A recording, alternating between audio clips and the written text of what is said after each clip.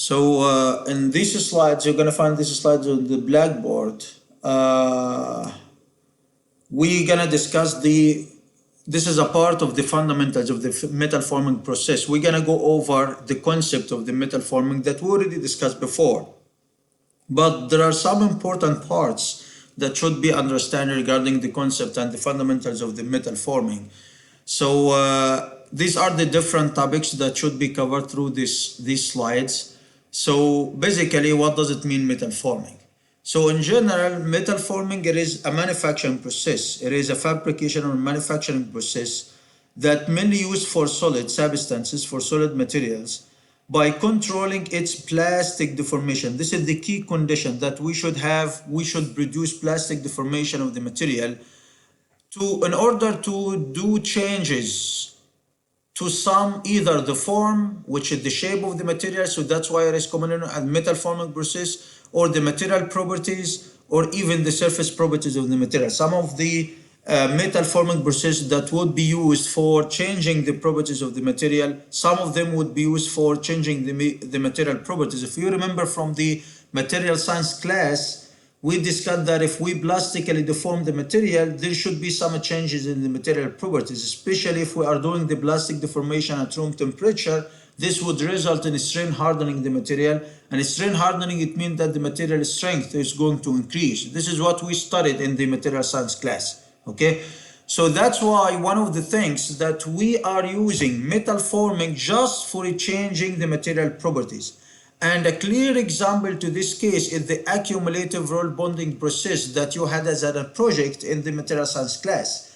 In the accumulative roll bonding, we don't change the size or the shape of the material, if you remember, of the plate, except that we change its mechanical properties. So that's why metal forming, it is a manufacturing process, yes, or a fabrication process that would be used for just changing the properties of the material, whatever the entire properties of the material, or just the properties of the surface of any material. Or it is mainly used for change the shape to end up with a new shape of the material by the plastic deformation, and this is the main objective of the metal forming process as a manufacturing process. Okay, so this is just a definition of the metal forming, and as we said, the key idea that we have to bring the material to the plastic deformation. We can classify, we do have different methods and approaches of doing metal forming to metals. So that's why the name it is metal. It is mainly made for metal. Why metal? Because metal are weak material. They can be easily deformed. They can easily be plastically deformed. And that's why it is commonly, this type of manufacturing procedure is commonly used for metals. So that's why we had the name as metal forming process. We can classify these different forming processes based on the type of the raw material, based on the state of stress, the type of stress that we were exposing the material to, and the forming temperature, or based on the method of induction or applying the force to the workpiece. As we mentioned in the metal forming, we have to expose the material into a force or into a state of stress. So we can do the classification based on the stresses, based on the manufacturing method itself, the method, how we apply the stress, how we apply the force. We can do the classification based on the temperature. We can do the classification of the metal forming process based on the type of the raw material. What is the raw material again? If you remember from the start of the class, the raw material, this is the starting material. This is the initial material before manufacturing. After manufacturing, this material will be the product of this manufacturing process. Make sense? So let us go over these different types of classification and know the different types of manufacturing of metal forming process, starting with the metal forming, but based on the type of the raw material. Based on the type of the raw material, we can classify metal forming into two main categories. We do have bulk deformation, we do have sheet metal working. So what is the difference between these two? Bulk products, they should have huge volume in comparison to the cross-sectional area, but in the sheet metal working, the raw material, it should be in the form of a sheet. But in the bulk deformation, the raw material, it should be in the form as a bulk. material. So what is the difference? Forget about these different types, we're gonna discuss them. So bulk deformation, they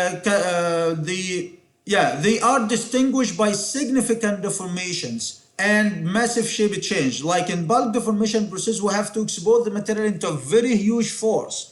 So we are using special machines, huge machine. The size of the machinery is massive size, and we have to do massive change, a huge change, a big change in the material shape. And they are distinguished of a surface area to volume ratio, it is too small. Like for example, the material, it could be in this form, as a box, or it would be in a cylindrical pellet in this way. So the volume, the entire volume in comparison to the surface area, or the surface area to the volume, is too small. Like it is it contains huge volume, so it is a bulky material. Usually it comes in the form of cylindrical pellets like this one. This is cylindrical pellets, or it comes in rectangular bars or plumes, which we're gonna distinguish between. I'm gonna let you know what does it mean plumes, what does it mean bars, what does it mean pellets. So these are different forms with different sizes of the raw material that would be used for manufacturing by metal forming. But the key condition in the bulk deformation, that the surface area to the volume ratio, it should be very small in the bulk deformation. It is different in the sheet metal working. In sheet metal working, the raw material, it comes in the form of sheets or strips, like sheet, very thin sheet. So if you do have a thin sheet, the thickness of a sheet metal, basically it should be lower than 6 millimeter. So it should be less than 6 millimeter. It would attain like 0.01 millimeter thickness. This is the thickness of the sheet metal, right? And this sheet metal, this is the thickness. This sheet metal is used a lot in many applications. All the body of your car, it is made of sheet metal. All of the devices and equipment that you're already using at home, their external body, it is made of sheet metal. Like the refrigerator, for example, its external body, it is made of sheet metal. So this sheet metal, it means that the raw material is just a sheet, and we're gonna form this sheet into different forms. This is the sheet metal working. So it is distinguished with high surface to area to volume ratio, it is too high. If you calculate the surface area of this sheet to the entire volume, this ratio will be a significant value. So this is the key thing that distinguishes sheet metal working from bulk working. Sheet metal working, you should have surface area to volume ratio is very high, but in the bulk working, the raw material, it should have surface area to volume ratio too small. Okay.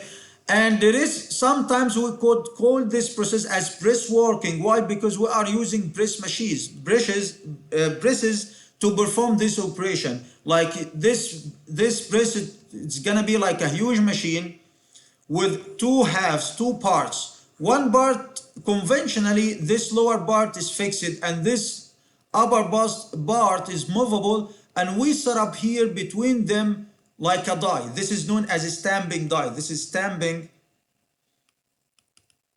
die, commonly known by this way, because it works like the stamp, like you're already doing stamping to a sheet metal. So we are passing a sheet metal between, or putting sheet metal between these two halves of the die, and as we press with a very high force, there should be something that is gonna be shaped to this sheet metal. Okay, this machine that is used is the press machine. So sometimes we could call this one as press working operation. Also, it is working as a stamping, as I said, because we basically like doing stamping to the sheet. We stamp shape or form over the sheet itself. And the main tools or the main components of this die, it include punch and die. This is the die, and this is the punch. The punch and the die, they do have a specific shape that is gonna be stamped to the sheet metal. So that's why we're calling this process generally as a sheet metal stamping process, or this die that include the punch and the die as a sheet metal stamping process or stamping die. Make sense? So these are the classifications of the metal forming, but based on the shape of the raw material. We do have two categories of this raw material, either sheet metal working or bulk deformation processes. Make sense?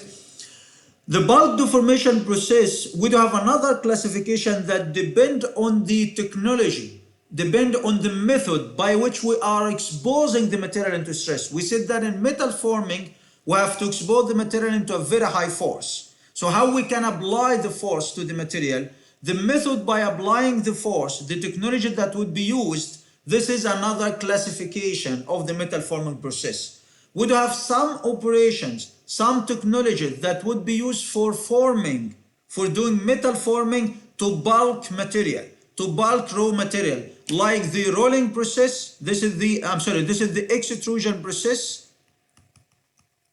In the extrusion, we are putting, this is the raw material. The raw material comes in the shape of cylindrical billet. So that's why it is bulk. This is bulk raw material. We bring this bulk raw material and we put it inside a container and we push this material with a very huge force. You can imagine how high is the force that is needed to push this metal. You are putting a metal material and you kind of squeezing or pushing this material with a very high force to be extruded from the other side. Okay? So this is the extrusion process, and we're gonna discuss the technology of this process with more details. Also, one of the common processes is the rolling process. This is the rolling method. In this rolling, the material, it comes in the form of a bulk raw material. It looks like a sheet, right? It would look like a sheet, but the thickness, it is too high. The thickness, it is bigger than the 6 millimeter. It is way bigger than the 6 millimeter. So that's why the material here is still, it is a bulk. And the rolling process, it is a process that used for metal forming bulk materials. The objective of the rolling process, the main objective is to decrease the thickness from a certain value to another value by applying a very high force using two rollers. So the technology here is different than there. We are changing here the shape of the material. Yes, we are changing here the shape of the material into another shape. Yes, but we are using different technologies. Here we are using two rolls and we are applying very high force to squeeze the material between these two rolls, and these two rolls are rotating to move the material.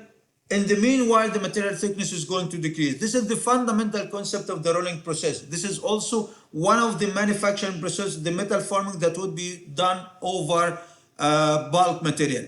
Forging, this is the forging process. In forging process, we are using a die. This is the die. These are the two parts of the die. This die has a certain shape, and we are putting a pellet. The pellet, it comes in the cylindrical shape, and we just squeezing this metal part between this die. So this shape of the die will be stamped, kind of, will be imparted to this billet material. Okay?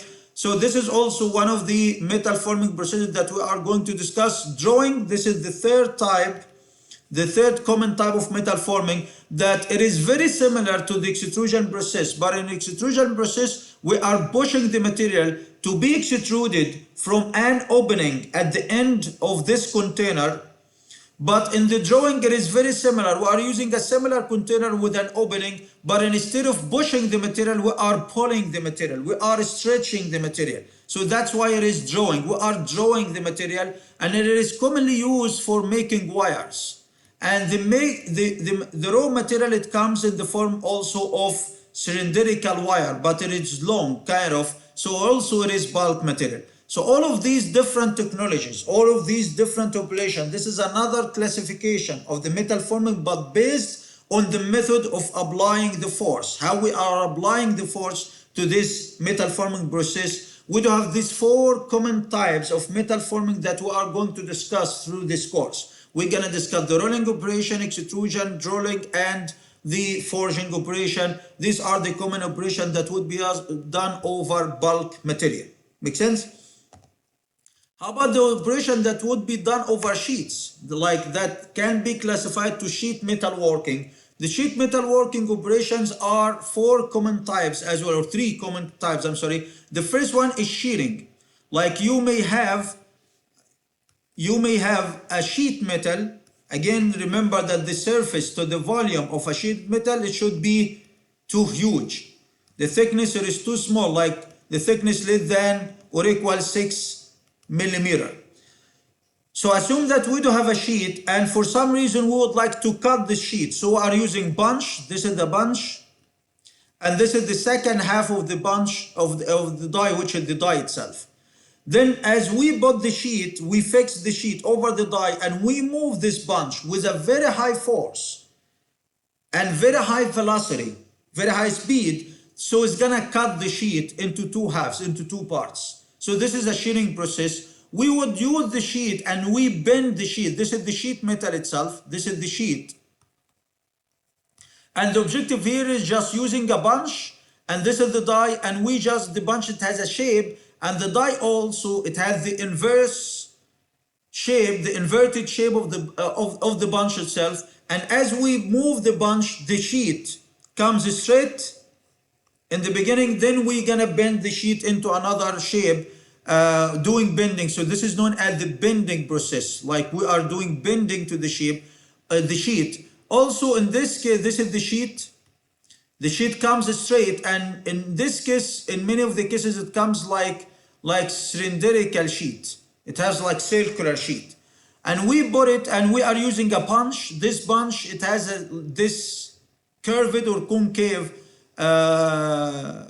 shape, and the die has the inverted shape of the bunch. And as we're moving the bunch, we're gonna end up with a cup. So this operation is known as deep drawing. This is deep drawing or just drawing. Okay, it is commonly known by deep drawing operation, and it is commonly used for making cups. If you have a cup that is made of sheet metal, definitely this cup, it had been made by this operation, which is the deep drawing operation or the drawing operation. Make sense? So these are the three common types of operation that would be done over sheet metal, and we can combine even between them. We can set up, we can design a die that would do shearing, bending, and drawing in the meanwhile. But unfortunately, this part is not included in this course. Usually it is not covered. It should be covered in a separate course known as sheet metal working. This is a very good course. Not all the universities already teaching this course, which is the sheet metal stamping dies, and how you can design these dies and this operation, and how even you can combine between them. This is a very interesting course, and all the manufacturing or all the industry about the sheet metal, like the body of the car or the refrigerator or the equipment at home, anything that includes sheets, that should be done using these operations. Make sense? So far we discussed the metal forming process based on the raw material type and based on the technology that would be used for making the metal forming process. These are the four operations that we're gonna focus on, or we're gonna use through this course. Make sense so far? There any question?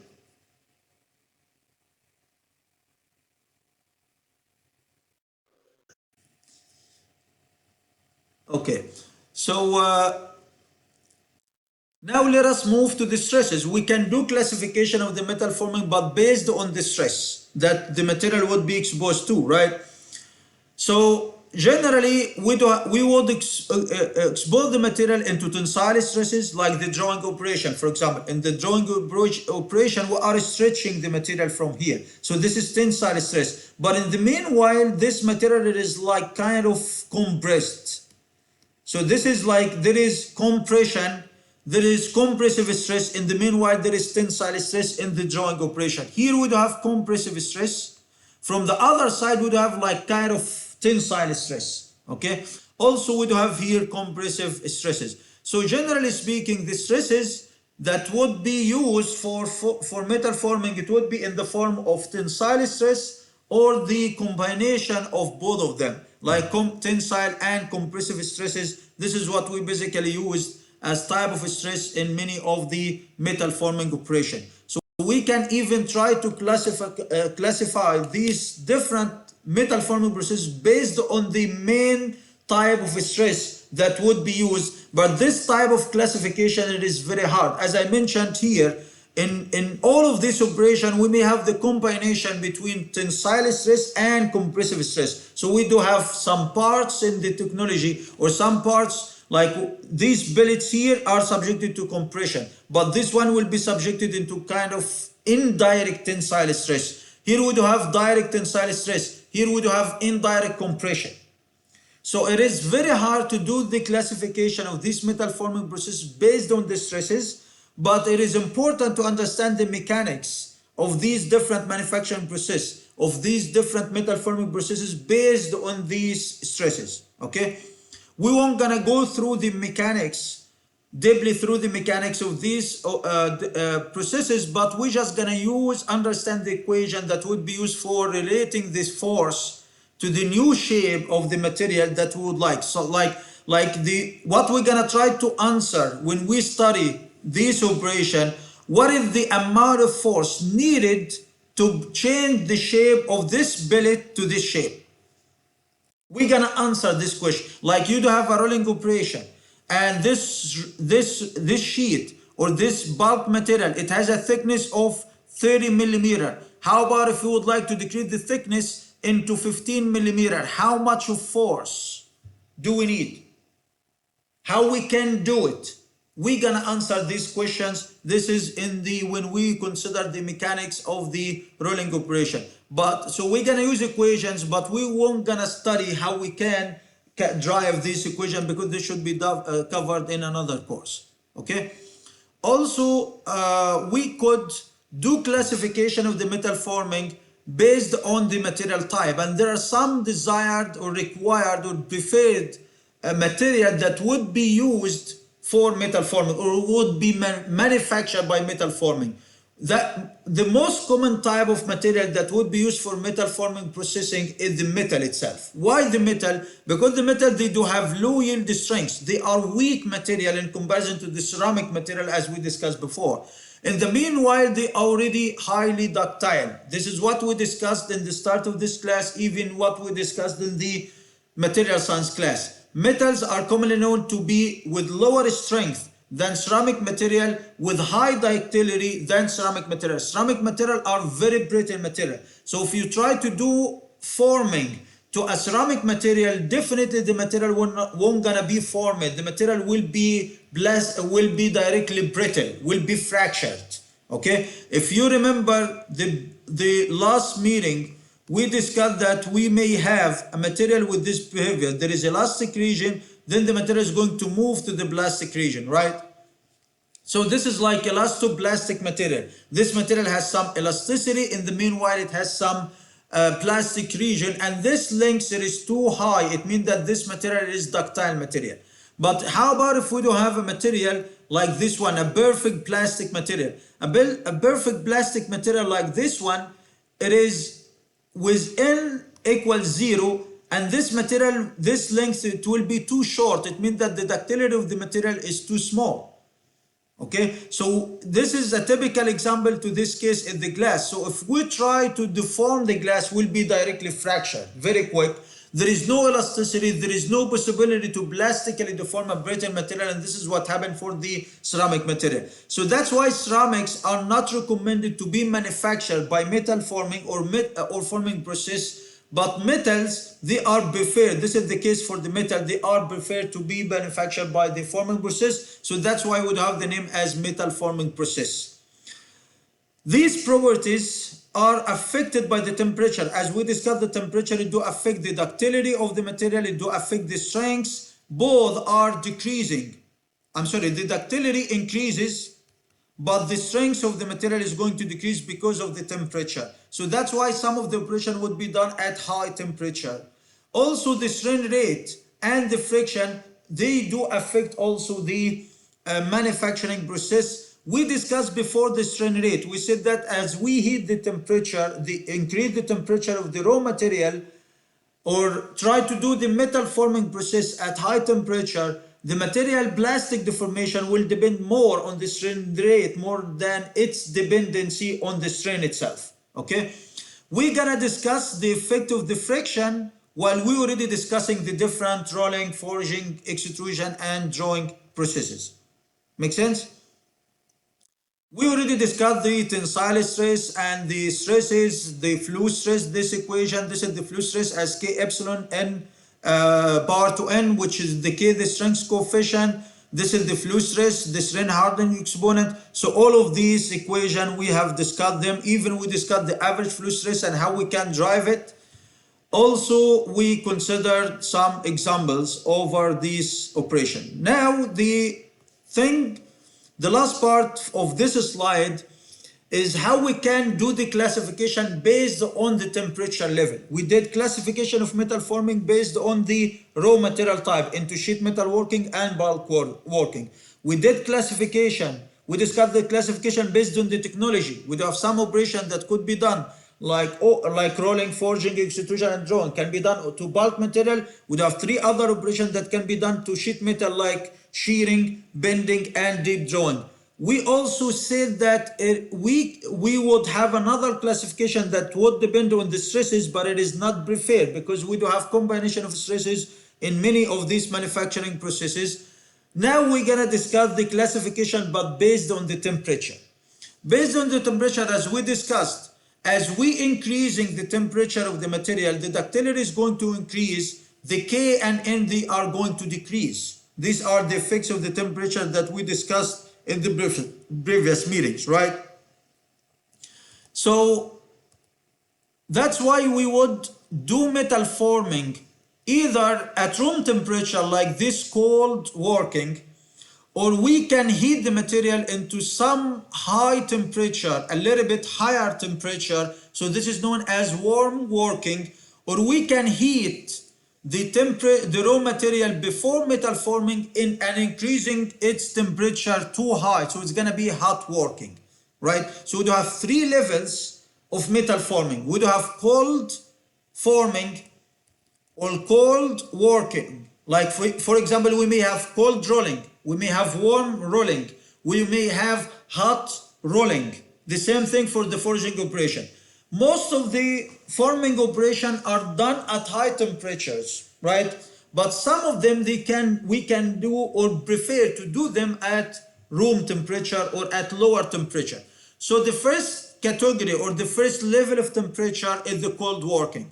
It is basically mainly done at room temperature, that you just bring the material and do the metal forming directly. We would heat, or the temperature of the material would increase somehow, but this increase, it would be for some other reason that we didn't meant to increase the temperature of the material. But mainly cold working is done at room temperature. Many cold forming processes are important massive production operation. It means that we can produce. So if we do have a material that can be easily cold worked, we can produce so many components of this material. It requires minimum or no machining usually required. This operation are near net shape. The good idea of this operation that it can give us perfect shape. The accuracy of obtaining the final shape of the final product is very high in the cold working than in other warm working or hot working, right? So it gives net shape processes. This is one of the good things of the cold working operation. And again, it is done at room temperature, okay? Another good thing that is already not included here for the cold working is that if we try to do cold working, the strain hardening, we are doing strain hardening of the material is going to increases. What does it mean, strain hardening of the material? If you remember from the material science class, we said that one of the methods of enhancing the strength of the material is to cold or to plastically deform the material at room temperature. To increase the density of distribution, right? To increase what? Yes, to increase the density. This would increase the density of the dislocation in the material, and hence will increase the strength of the material. So this is the strain hardening thing that we already discussed in the material science class. So this is one of the good things of the advantage of the cold working over the other warm working or hot working. Like if we are interested in increasing the strength of the material during the metal forming process, it is preferred to do cold working. This definitely will increase the strength of the material.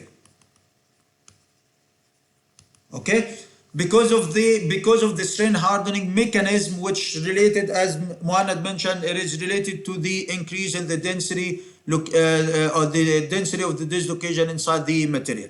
So this is a good thing of the cold working, but it has some problems, some disadvantage, like it requires very high force. It is not possible to do cold working for any material. For just a specific material with very high ductility, like there is a condition that the material that can be done or can be metal formed at room temperature, the material, it should be ductile material, so we can easily deform the material, and it should be weak material kind of, right? Other than that, we require very high force and require very high power, so it means that it would be expensive, right? Because we already enhancing some of the strengths of the material, so I have to pay for this technology. Also, it requires very high forces. Surfaces of a starting workpiece must be free of scale or dirts. Dirts, it means that there is no problems, there is no defects to the surface or dirts to the surface, because these dirts at cold temperature would penetrate inside the material bulk and it would result in some defects in the final product. In some operation, metal must be annealed to allow further deformation. As we mentioned, that the condition that we would like to have the material to be ductile material. And one of the methods of increasing the ductility of the material, in case that the material has lower ductility, is to do annealing to the material. Annealing is to heating, as we discussed before, is to heat the material into a certain temperature level. Then you're gonna cool the material at a certain rate. This would result in increasing or enhancing the ductility of the material. Okay, but remember, annealing here doesn't mean that we are going to heat the material, and while the material is hot, we are going to do the metal forming. Annealing, it means that you have to finish the annealing process first. You're gonna heat the material, then you're gonna leave the material to be cooled down to the room temperature. Then this annealed material will be used for the metal forming then. Make sense? But we weren't gonna do the metal forming of the material while the material it is hot. No, we have to wait till the material cools down to the room temperature. Then we're gonna take this material to the metal forming process to be cold working. In other cases, metal is simply not ductile enough to be cold working. In case, one of the problem that in case that the material it is not ductile, or even the annealing process won't gonna enhance the ductility of the material that with a significant value. So the metal forming that can be done at room temperature, it would be not possible in this case. Okay. The other level that we would increase the temperature of the material above the room temperature, but below the recrystallization temperature.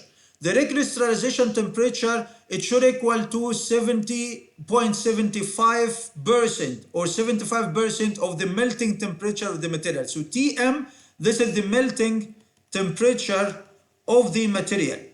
Like any metal, it has a melting point, a melting temperature.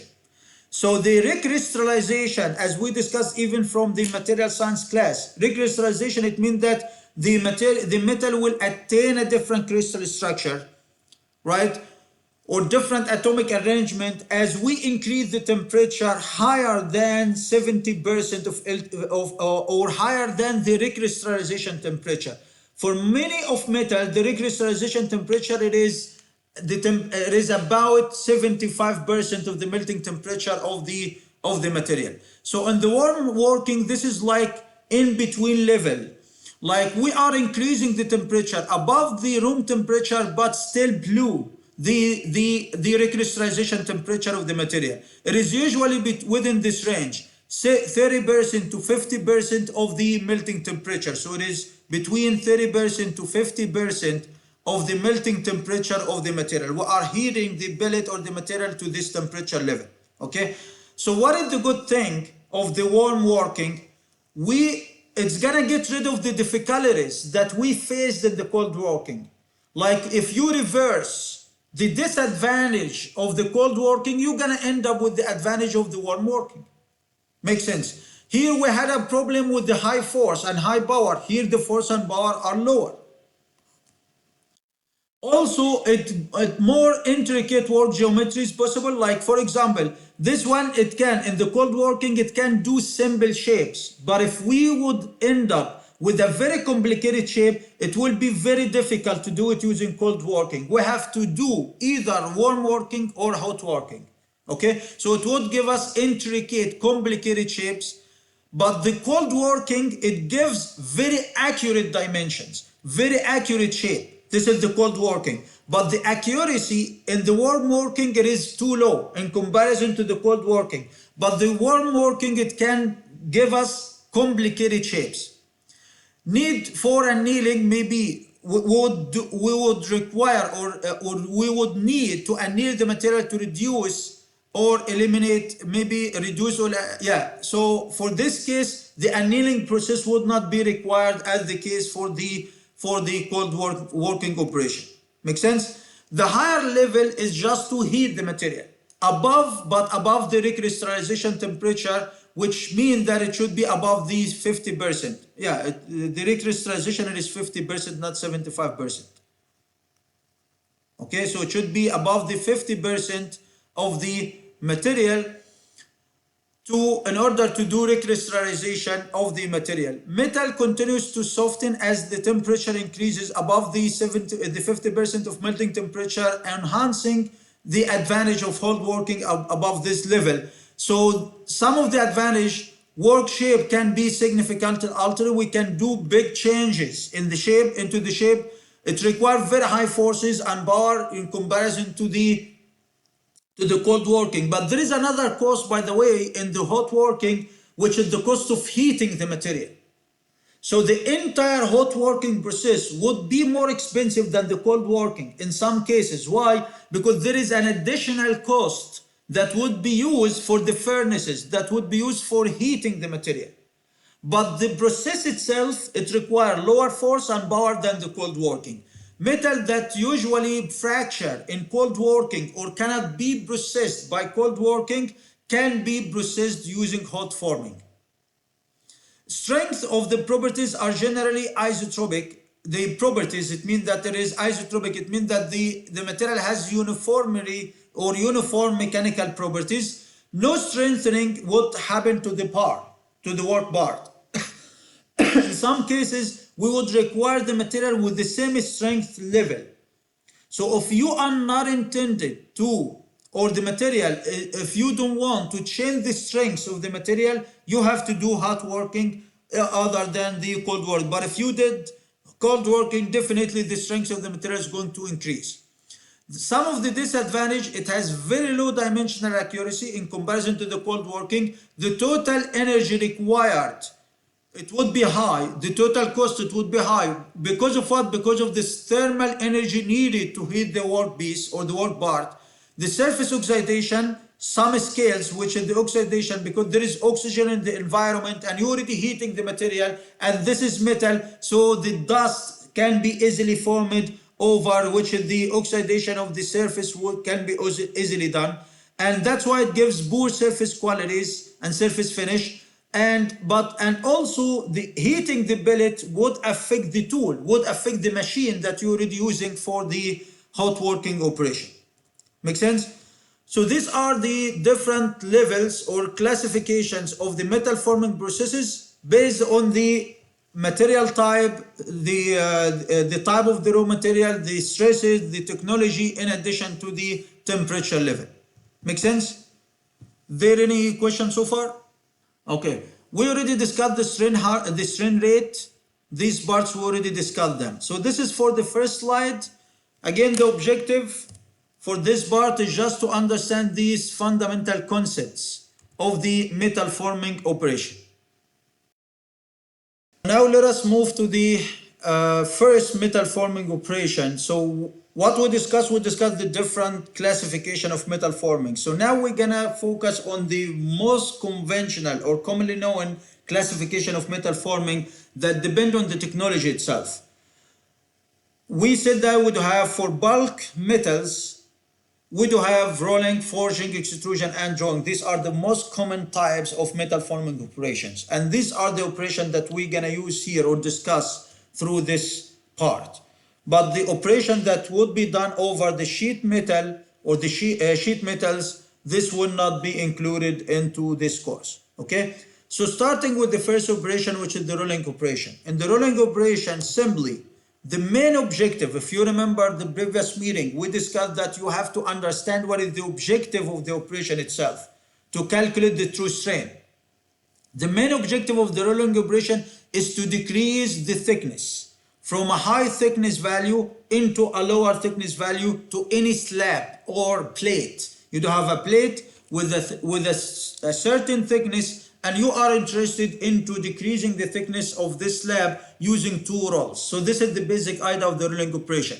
So rolling process, it is a metal forming process that includes deforming the work material by decreasing the thickness is reduced by compressive forces. We are exposing the material into a very high force. This force is applied through the rolls by squeezing the material between two rolls. In the meanwhile, the rolls should be rotating to feed the material, to keep flowing the material between the two rolls. So we're gonna end up, we start with a certain thickness T0, we're gonna end up with a lower thickness here as T final. This is the main objective of this rolling operation. This type of rolling operation is flat rolling. It means that there is classification. There are different types of the rolling processes. Okay, types of the rolling process would be done or can be classified based on the shape or the geometry of the workpiece or based on the temperature. We may have flat rolling like this case. Like the final product, it is flat plate.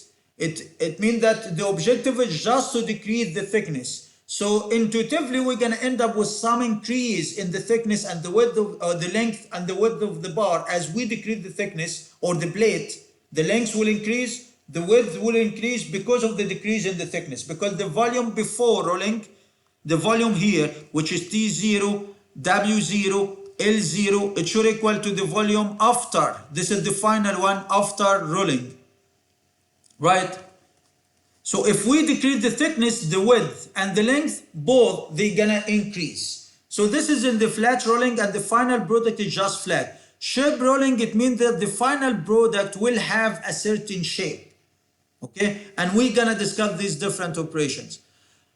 In the problems and the mechanics, we're gonna focus on the flat rolling, but I'm gonna let you know what does it mean shape rolling and how it would be used. Mainly it is used for making the steel structure like I-beam, C-sections and so on. Also, we can do classification of rolling operation, but based on the temperature. So we do have hot rolling that it can be done at high temperature, and most of the rolling operation, they are done at the high temperature. But some of the special rolling operations that they can be done at room temperature, some other more special operations that can be done at sub-zero temperature, temperatures less than zero, okay?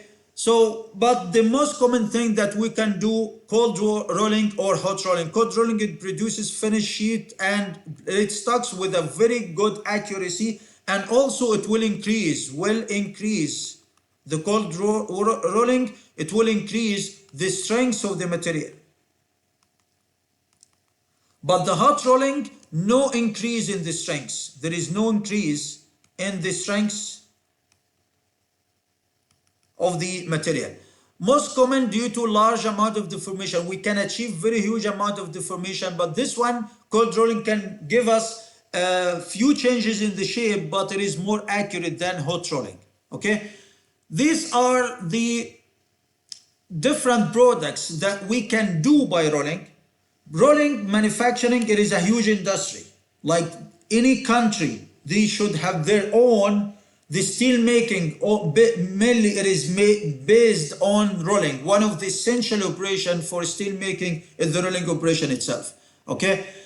So rolling, it would be used for making so many products that we basically use as raw material for other manufacturers, for other industries. So for example, the blooms, we can make the blooms, and I'm gonna let you know what does it mean blooms. Blooms, this is like huge boxes, huge cubic metal parts. These are the blooms, the slabs and the pellets. So in the steel making, this is like a special manufacturing process that include different manufacturing methods. This steel making industry, they provide us blooms. The raw material, the steel, comes in the form of blooms or slabs or pellets. So what are the blooms and slabs and pellets? Blooms, they do have a square cross section, and the cross section is typically 6 inches times 6 inches or larger. They are rolled into structural shapes. Like these blooms, we can do rolling to them into the steel structures. And even they could be used for the steel structure that would be used for the railways for the trains. Okay, the slabs, they come with this dimension. The slab, they have rectangular cross section of 10 inches times 1.5 inches. This is the thickness of the slab. It is 1.5 inches or larger. If you multiply times 25.4, you're gonna end up with the thickness in millimeters. Okay, so it is like more than it is like around 30 millimeter and above, like 3 centimeter and above. This is gonna be the slab. These slabs can be rolled into sheets, thinner sheets and plates, and coils of sheets. Okay, the pellets, they already come with the 1.5 times 1.5 square cross section or larger, and it is rolled into bars or rolls. We can do rolling to these pellets into bars and rolls. These are the different products that we can do for by rolling, but these are the shapes and the types of the raw material. So the raw material, it would be in the form of blooms, slabs and pellets. So you should understand what is the difference between these different types of raw material, okay, in terms of industry. So blooms, as we mentioned, this like comes in like a huge box of metal. Okay, its dimension, it is 6 inches by 6 inches or larger. The slab, it is 6 inches times 10 inches times 1.5 thickness, and the pellets, it comes 1.5 inches times 1 by 1.5 inches or larger. Okay, these are the different stages of the shape rolling operation. We said that rolling operation, it would be flat rolling or shape rolling. Shape rolling, it means that we're gonna end up with a shape into the final product. And these are the different stages. Like we start with a pellet or a plume, and then with the bloom, and then as you can see, these are the two rolls. This is one roll, and this is another roll, and both they do have a shape. But we are not just using to couple or a couple of rolls. We are using multiple couples of rolls. Like these are two rolls, so this is stage one. Then it's gonna go through or squeezed by another shaped rolls. Like these two rolls, they do have a different shape than this one. So this is in second stage. In the third stage, we're gonna have different rolls. In the fourth stage, and so on, till we're gonna end up with the final product. So in the shape rolling, it is a huge industry. It is a huge machine, as I'm gonna show you in this video. So we're gonna watch these two videos about steel making to understand what is the steel making and how we can, the difference between different types of plumes and slabs and pellets, and how we can do them by through this type of industry. Also, I'm gonna show you the shape rolling. Make sense? Altos Hornos de Mexico, AMSA, is a fully integrated steel company which produces steel through processes ranging from the mining of iron and coal from its own mines to the completion of finished products. At the beginning of the steelworking process, the mineral ore is treated by pelletization and sinterization, while the coal is processed by coking. Coming from Hercules in the Coahuilan Desert, iron reaches the pelletizing plant as a sludge through a duct 14 inches in diameter and 180 miles long. This sludge is subjected to filtration. The water is recovered and the dry ore is sent to pelletizer discs to be mixed with binding agents to form small balls called pellets. At 1,300 degrees Celsius, the pellets are heat hardened before being sent to blast furnaces. Meanwhile, the coking plants receive metallurgical coal by rail from the Carboniferous region of Coahuila and treat it in vertical ovens lined with refractory brick. Through 18 hours of baking, the coal is transformed to coke, the basic fuel for the blast furnaces that produce pig iron or first fusion iron. During this process, various byproducts are obtained, among them coke oven gas, a fuel used in later stages of the steelmaking process. Another raw material for the blast furnaces is sinter, a porous mass composed of iron ore, flakes, and powder produced by the steelmaking process itself. Blending with lime, coke fines, and dolomite produces a mix that is hardened in the continuous chain oven of the sinter plant. Processed iron and coal, the basic raw materials for producing pig iron, are sent to blast furnaces consisting primarily of a large cylindrical structure over 160 feet high, whose interior is lined with refractory brick. In the blast furnace, the iron oxides contained in the pellets and sinter, which are stored in a hopper's facility, along with limestone, dolomite, and coke, are reduced and converted to pig iron. Mixed in the proper amounts, these raw materials produce layers of various thicknesses when they are deposited in the blast furnaces through the charging system located on the top. Hot air is introduced under pressure into the bottom of the furnace, blasting the coke and smelting the iron ore in an environment of up to 1,650 degrees Celsius. In the lower part of the furnace, a graphite hearth or crucible receives the molten metal, which then is drained through tap holes and troughs and emptied into 200 metric ton capacity torpedo cars. In order to eliminate sulfur content, reagents such as calcium carbide and magnesium are applied to the pig iron in the desulfurization plant. The slag generated during the smelting is deposited in a slag pit to be cooled with water. It is later stored or sold as a byproduct. For the conversion of pig iron to steel, AMSA uses the oxygen-based technique of steelmaking called BOF, basic oxygen furnace, as well as an electric arc furnace.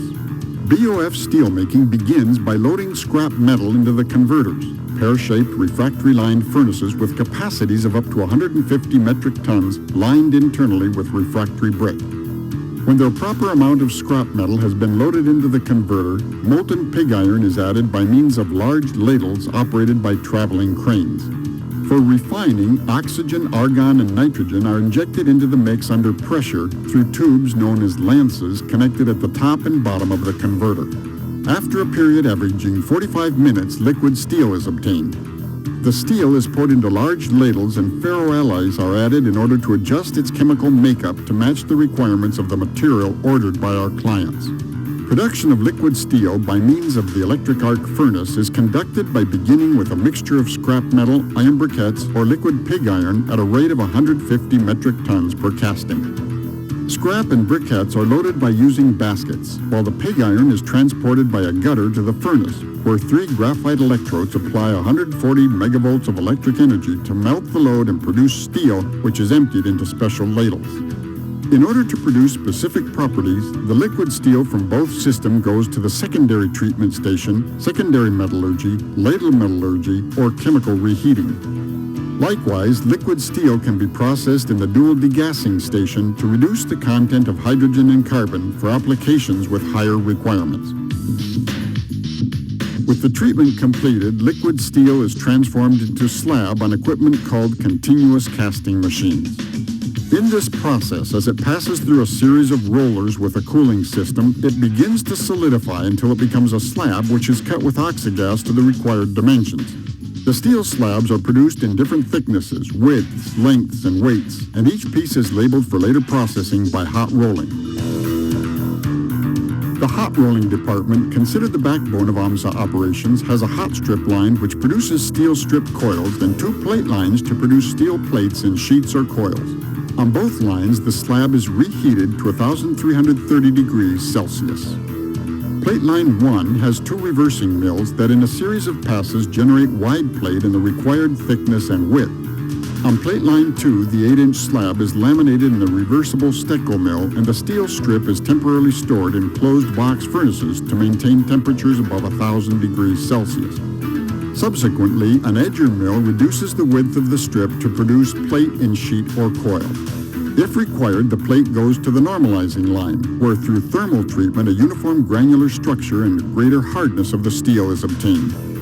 AMSA is the only manufacturer in Mexico that produces steel plate, which is used for making farming and mining machinery, oil industry machinery, as well as heavy automotive and railway products.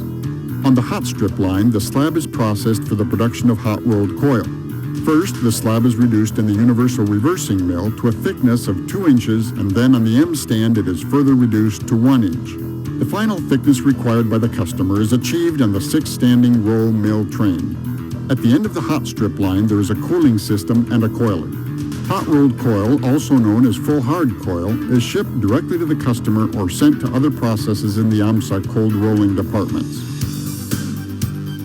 Through cold rolling, the thickness of the sheet is reduced, while at the same time modifying and enhancing its physical properties. The process begins with pickling in order to eliminate oxides through the use of a hydrochloric acid-based solution. Then the strip is cooled to room temperature in various mills in order to gradually reduce its thickness and achieve the desired specifications. In order to soften the material, the coil is annealed in a continuous heating oven at temperatures of up to 750 degrees Celsius. The steel strip then goes to the tempering mills, which give it a greater surface quality and the specified hardness required for the various applications. In addition, AMSA has skin pass and tension leveling lines which improve the surface quality of the hot-rolled and cold-rolled coil respectively. In these units, a greater thickness uniformity is achieved, which is an essential requirement for manufacturers in the automotive industry, home appliances, and electrical steel. Furthermore, AMSA produces tin plate and tin-free steel, which are steels produced primarily for manufacturing of metal containers. In both cases, the cold-rolled coil is subjected to an electrolyte bath with tin and chrome, respectively. In addition to the hot rolling and cold rolling lines, there is a department of structural shapes. AMSA is the primary domestic manufacturer of structural steel for the construction industry. Production begins with the cutting of the steel slab into square pieces called blooms. Reheated in an oven at over 1,250 degrees Celsius, the blooms go through various rolling mill trains to produce structural shapes such as W shapes, C shapes, and angled L shapes. Now let us move to the machine that would be used for rolling operation. This machine is named the rolling mill. The rolling mill, this is the machine itself, as I mentioned, that would be used for making rolling. And what we say that about this rolling machine is that it is massive in size and it is very expensive. It is not just one small machine or small mill. It should include lots of things of moving the hot pellets, because the pellet that we are going, or the steel that we are going to do rolling for, it's basically very hot. So to handle this roll, it is not possible, like moving this roll between different rolls, because in the rolling operation, as we mentioned, we should using rolls. So, and the process, like in the shape milling, it should be repeated over multiple stages, like this is stage 1, stage 2, 3, and 4, and so on. So it means that this steel pellet, it should be hot and it should be keep rolled between multiple or different rolls, as already shown here. So handling and moving the tool, it should be through like a complete workshop work area that include lots of different rolling mills, and the tools or the steel is already like transferred or moved between these different mills. So that's why it is very expensive and massive. And basically we do have different configurations of the rolling mill. So here we are talking about the configuration of the different rolling mill. We do have the 2 high mill, we do have the through high mill, we do have 4 high mill, we do have the cluster milling in addition to the mill and in addition to the tandem rolling mill. So these are different configurations. The 2 high mill, it means that it uses 2 opposing rolls, just 2 rolls. 3 high mill, it uses like work best through rolls in in both directions, as I'm gonna show you. And we do have the 4 high mill, it means that we're already using 4 rollers. Cluster, we are already using multiple rollers, and then it's gonna be like we're already performing the rolling operation in line, it is not side by side. So as I'm gonna show you here for the 2 high mill or two high rolling mill. It is simply, this is the simplest one, that you're just gonna have two rolls. This is one roll and this is the second roll, and each one is just rotating, and the workpiece is gonna be squeezed to decrease the thickness from T0 to another thickness as T final in one way. If we decided to repeat the operation, so we have to, you know, like reverse the tool and to be squeezed from this, like we have to carry and load, like unload the tool and load it again to the between the two rolls. And basically this is preferred in case that we're already working in cold rolling, not performing hot rolling, because handling hot workpiece, it would be difficult to do so if we decided to repeat, especially if we decided to repeat the rolling process again for the same work part. Like probably we would like to decrease more the thickness, so we're gonna do multiple pass of the rolling operation. So that's why this one it would be recommended for the cold rolling. For the case of 3 high mill, this is like a special set that include 3 rolls. Like the workpiece enters with a certain thickness T0, and it will be rolled into a thickness T1. Then there should be like a setup here that it would be moving side by side, or it would be moved up and down. Like there should be like elevator or a mechanism that automatically picks the tool or the workpiece once it finished the first pass and the first set, and directly will be fed into the second set to decrease the thickness from T1 to another thickness as T2. So, and from this one it will be even, we can reverse from the other side. So it means that the workpiece is gonna keep rolling between the two sets or between the 3 high mill that as already, or 3 rolls as already represented in this configuration. So this is another configuration.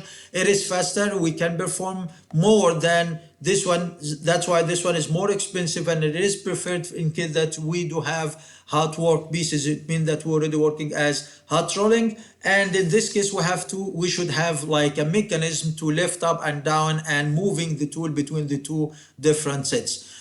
We do have the 4 high rolling mill, and the objective of this one actually is to achieve a very high rolling force with the lower power or lower energy, because basically the rolling force do depend on the contact surface between the roll and the workpiece. As this contact surface increases, it means that the rolling force is going to be higher. We need higher rolling force and higher pressure, and this will result into a huge energy that would be needed to perform the rolling operation. So with the aim of decreasing the force needed to perform the rolling operation, the 4 high mill is basically used. The 2 rolls on the top, they're gonna give like kind of stability to the other 2 small rolls and support to these 2 rolls. And these 2 rolls, which are with lower diameters, they gonna achieve high pressure with lower forces. So again, the objective of this high rolling mill is the same as the cluster milling, is to achieve or decrease the force required, the rolling force required, as we are going to discuss when we study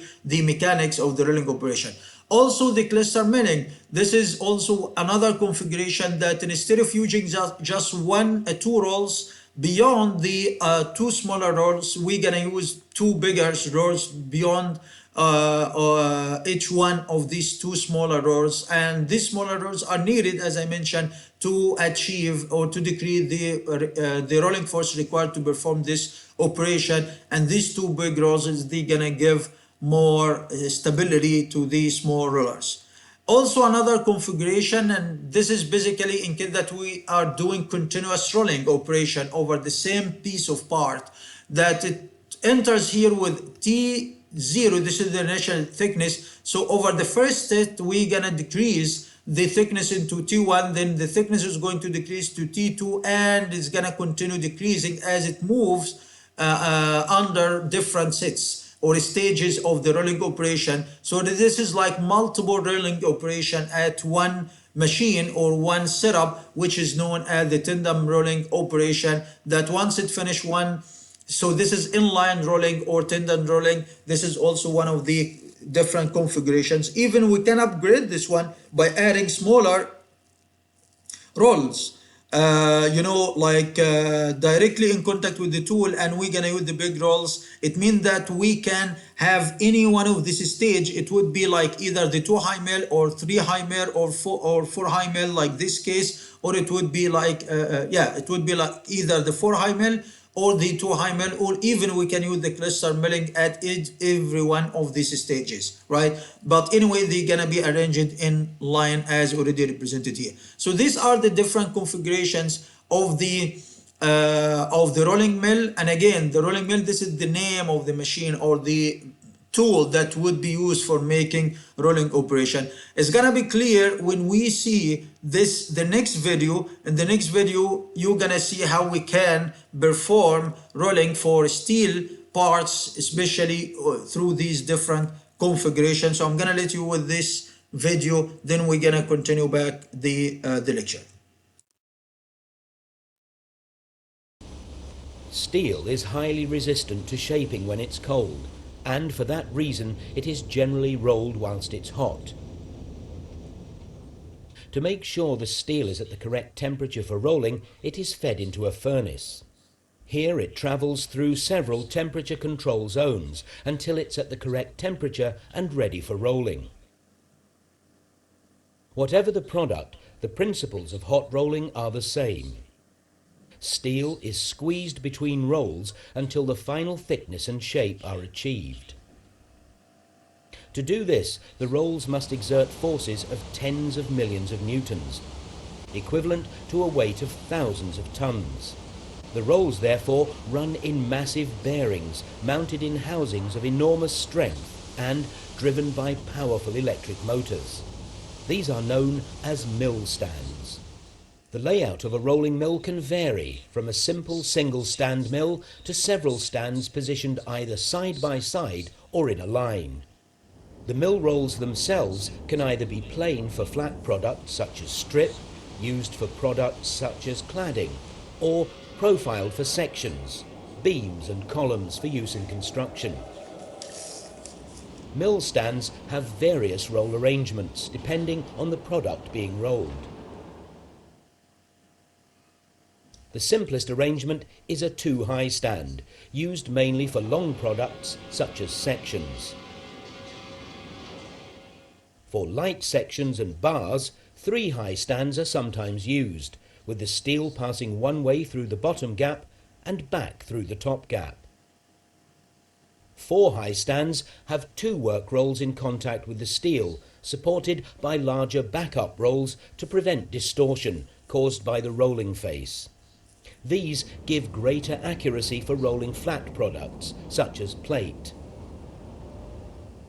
Universal beam mills include stands with both horizontal and vertical rolls bearing on the steel simultaneously.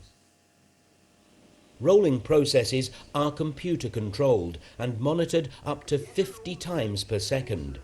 Despite the huge scale of some mills, accuracy to plus or minus 50 microns can be measured. The rolled steel is then cooled in a way appropriate to its end use and prepared for further processing or dispatch. Now let us move to the different rolling operations. What we can do by rolling. We can do lots of things. We discussed some of the operations that can be done by rolling, like the flat rolling and the shape rolling. These are the 2 fundamental things. Shape rolling, like making these eye sections or steel sections, in addition to the flat rolling, which is the conventional one. But in addition to these 2 conventional rolling operations, we can do some other things by the same concept of rolling. The main concept of the rolling operation that you should have a part, and you're gonna use some rotating rolls to decrease the thickness of this part. So like the ring rolling, this is also one of the operations that we are using. These are the 2 rolls. This is the main roll that is going to squeeze the material, and we basically squeezing the material between an idler roll and the other main roll. This main roll, it would be flat, so this could be classified as flat rolling operation, but the main objective is just to form a ring. So that's why we would have the name as ring rolling, or even we would have a shape that is gonna be inverted into the work part, and in this case we're gonna have like a shape rolling. So this one would be classified as shape rolling operation, shape rolling, rolling operation. But this one, these two are flat rolling operation, flat rolling. But the objective again is just to form the ring. How we form the ring? Basically, we squeeze the material between idler roll and the main roll, and these like two other rolls, they already two other rolls, but they already used for just holding the ring in place, just to give support to the ring. But the main operation is already done here by squeezing the roll to decrease the thickness. And as we decrease the thickness, definitely the diameter of the ring is going to increase. So this one, this ring is just rotating through a certain mechanism, and these two rolls, they already in the meanwhile rotating to give squeezing to the thickness. So the thickness ring is going to decrease, and in consequence, the diameter is going to increase. This is a typical shape of the ring rolling machine or the ring rolling mill. Like these are this is the main, this is the main roll, and this is the other mandrel or idler roll, that it would have a shape or it will be with it without any shape like this case. And we just putting here the ring, it should be squeezed here, and it should be somehow, you know, like rotated around.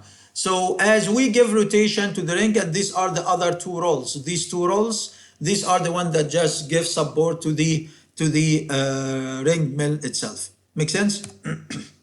And this is the ring milling operation.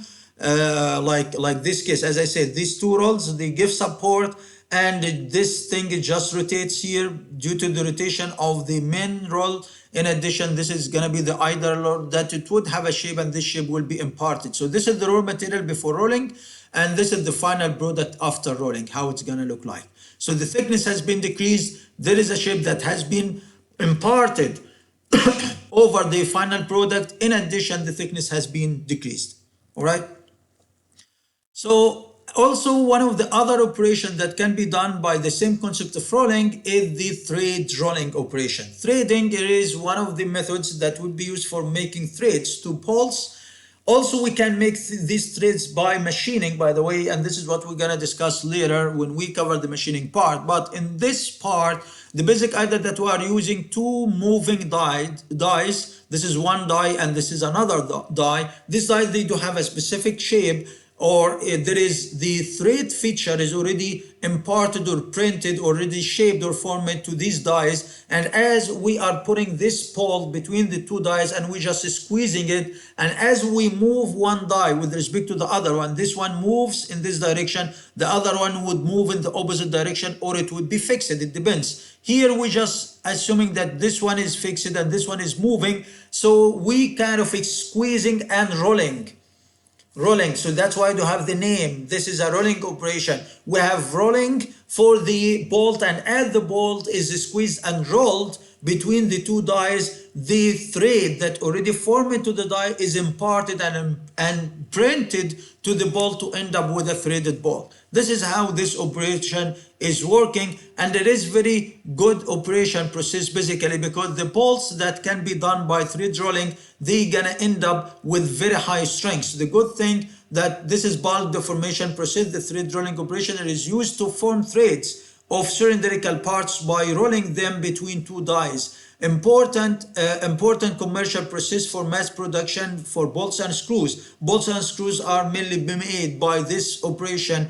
It is very conventional method for making the bolts that we basically use. It is performed by cold working at room temperature. There is no heating for the bolt, and that's why it is recommended over the thread machining. For the advantage of this operation, that it is high production rates, it would produce so many bolts. If we decided to form the thread, we can do the thread over the bolt by machining operation, but doing by machining is gonna take time and it is costly. But here the cost is too low. Simply, it is very simple procedure. Just roll and squeeze the bolt between the two dies. You're gonna end up with the thread. It is better material utilization. There is no waste of the material like the case of machining. In machining, we have to remove part of the material, and it would be wasted in the form of a chip. But here there is no waste of the material, so we do have a perfect use of the material, and stronger. It gives stronger threads and better fatigue resistance due to strain hardening.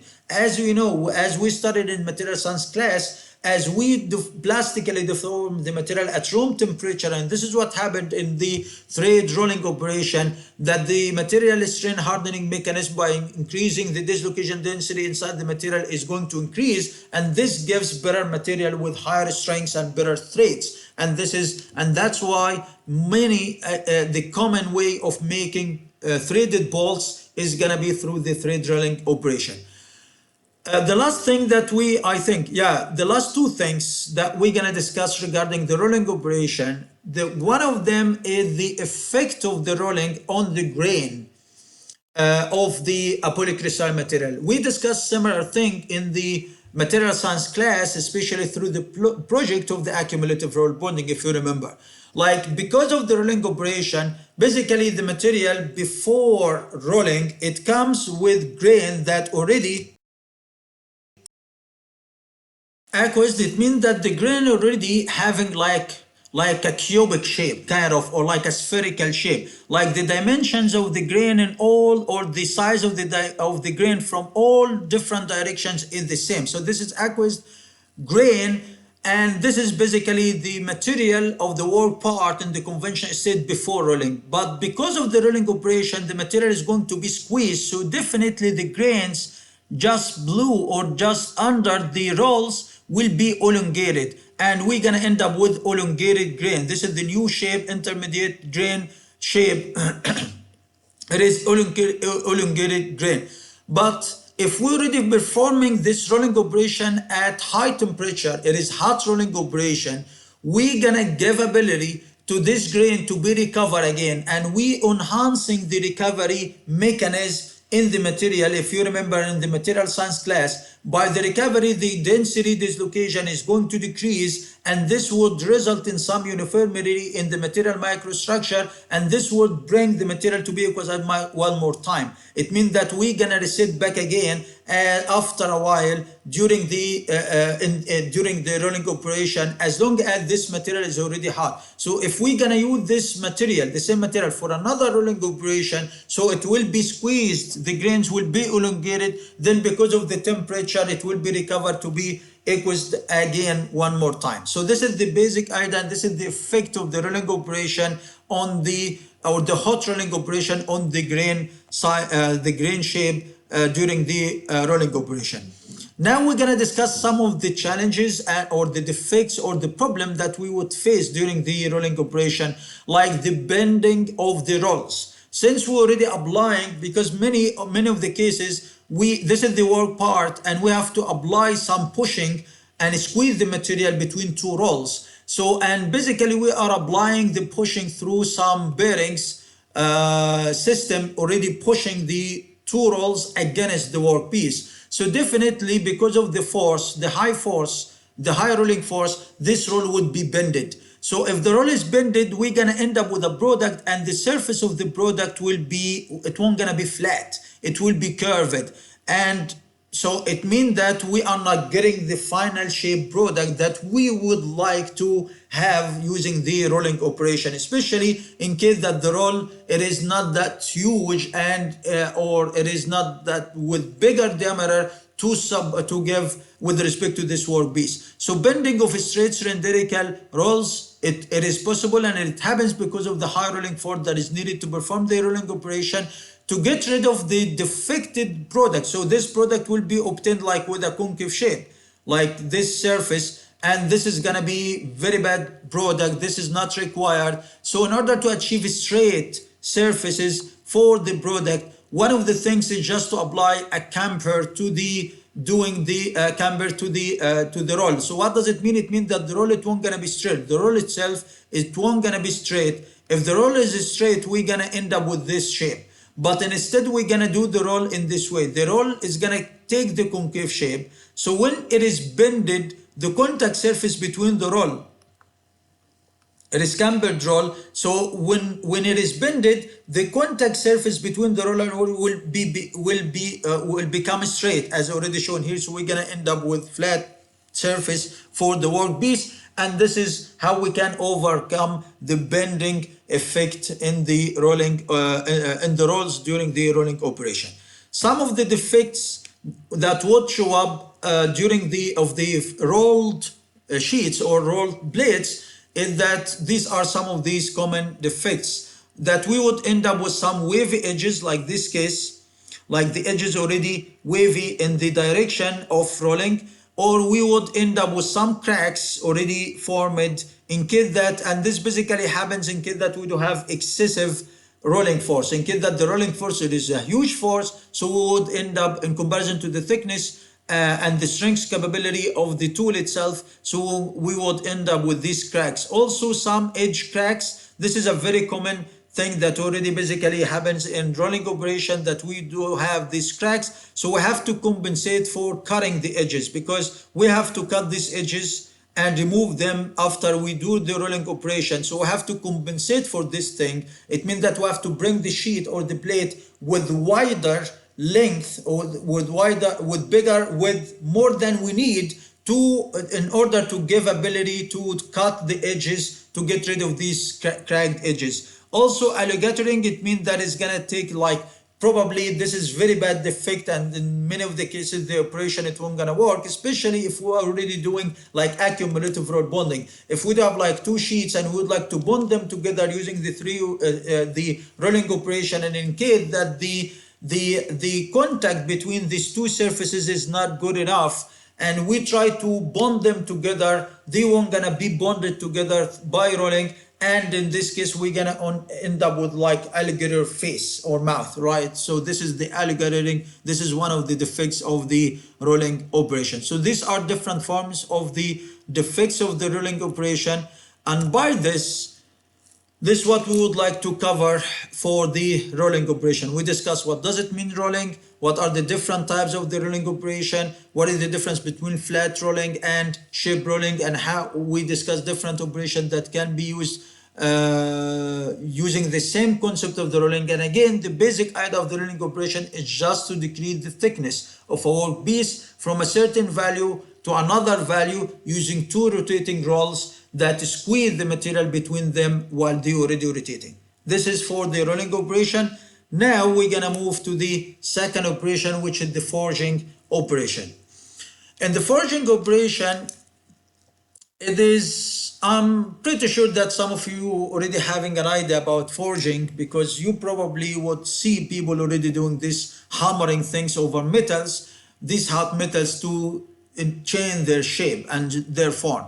So this is a typical machine or press that would be used for forging operation, and this is gonna be the pellet. This is the metal part, this is the pellet part that is very hot, and already we're gonna put it here, and with the objective of just applying this punch. This is one half, and this is a fixed half of the press, and this is the press machine. And as this one is moving down, it's gonna squeeze the material with the aim of decreasing its height from initial value to another value. So remember, in the rolling operation, the objective is to decrease the thickness of a rectangular plate or of a slab. But here, the fundamental thing of the forging operation is just to use, and the fundamental thing of the forging operation is just to decrease the height of a cylindrical pellet. It means that it would be heated in a furnace, then with the objective of decreasing the height from a certain value to a lower value, and definitely the diameter is going to increase. So this typical example of one type of the forging operation is known as open die forging process. This is open die, and also we're going to discuss this different forging operation. But basically speaking, what does it mean forging process? It is deformation metal forming process that involves exposing the material into a very high force between two different dies. This is the forging operation.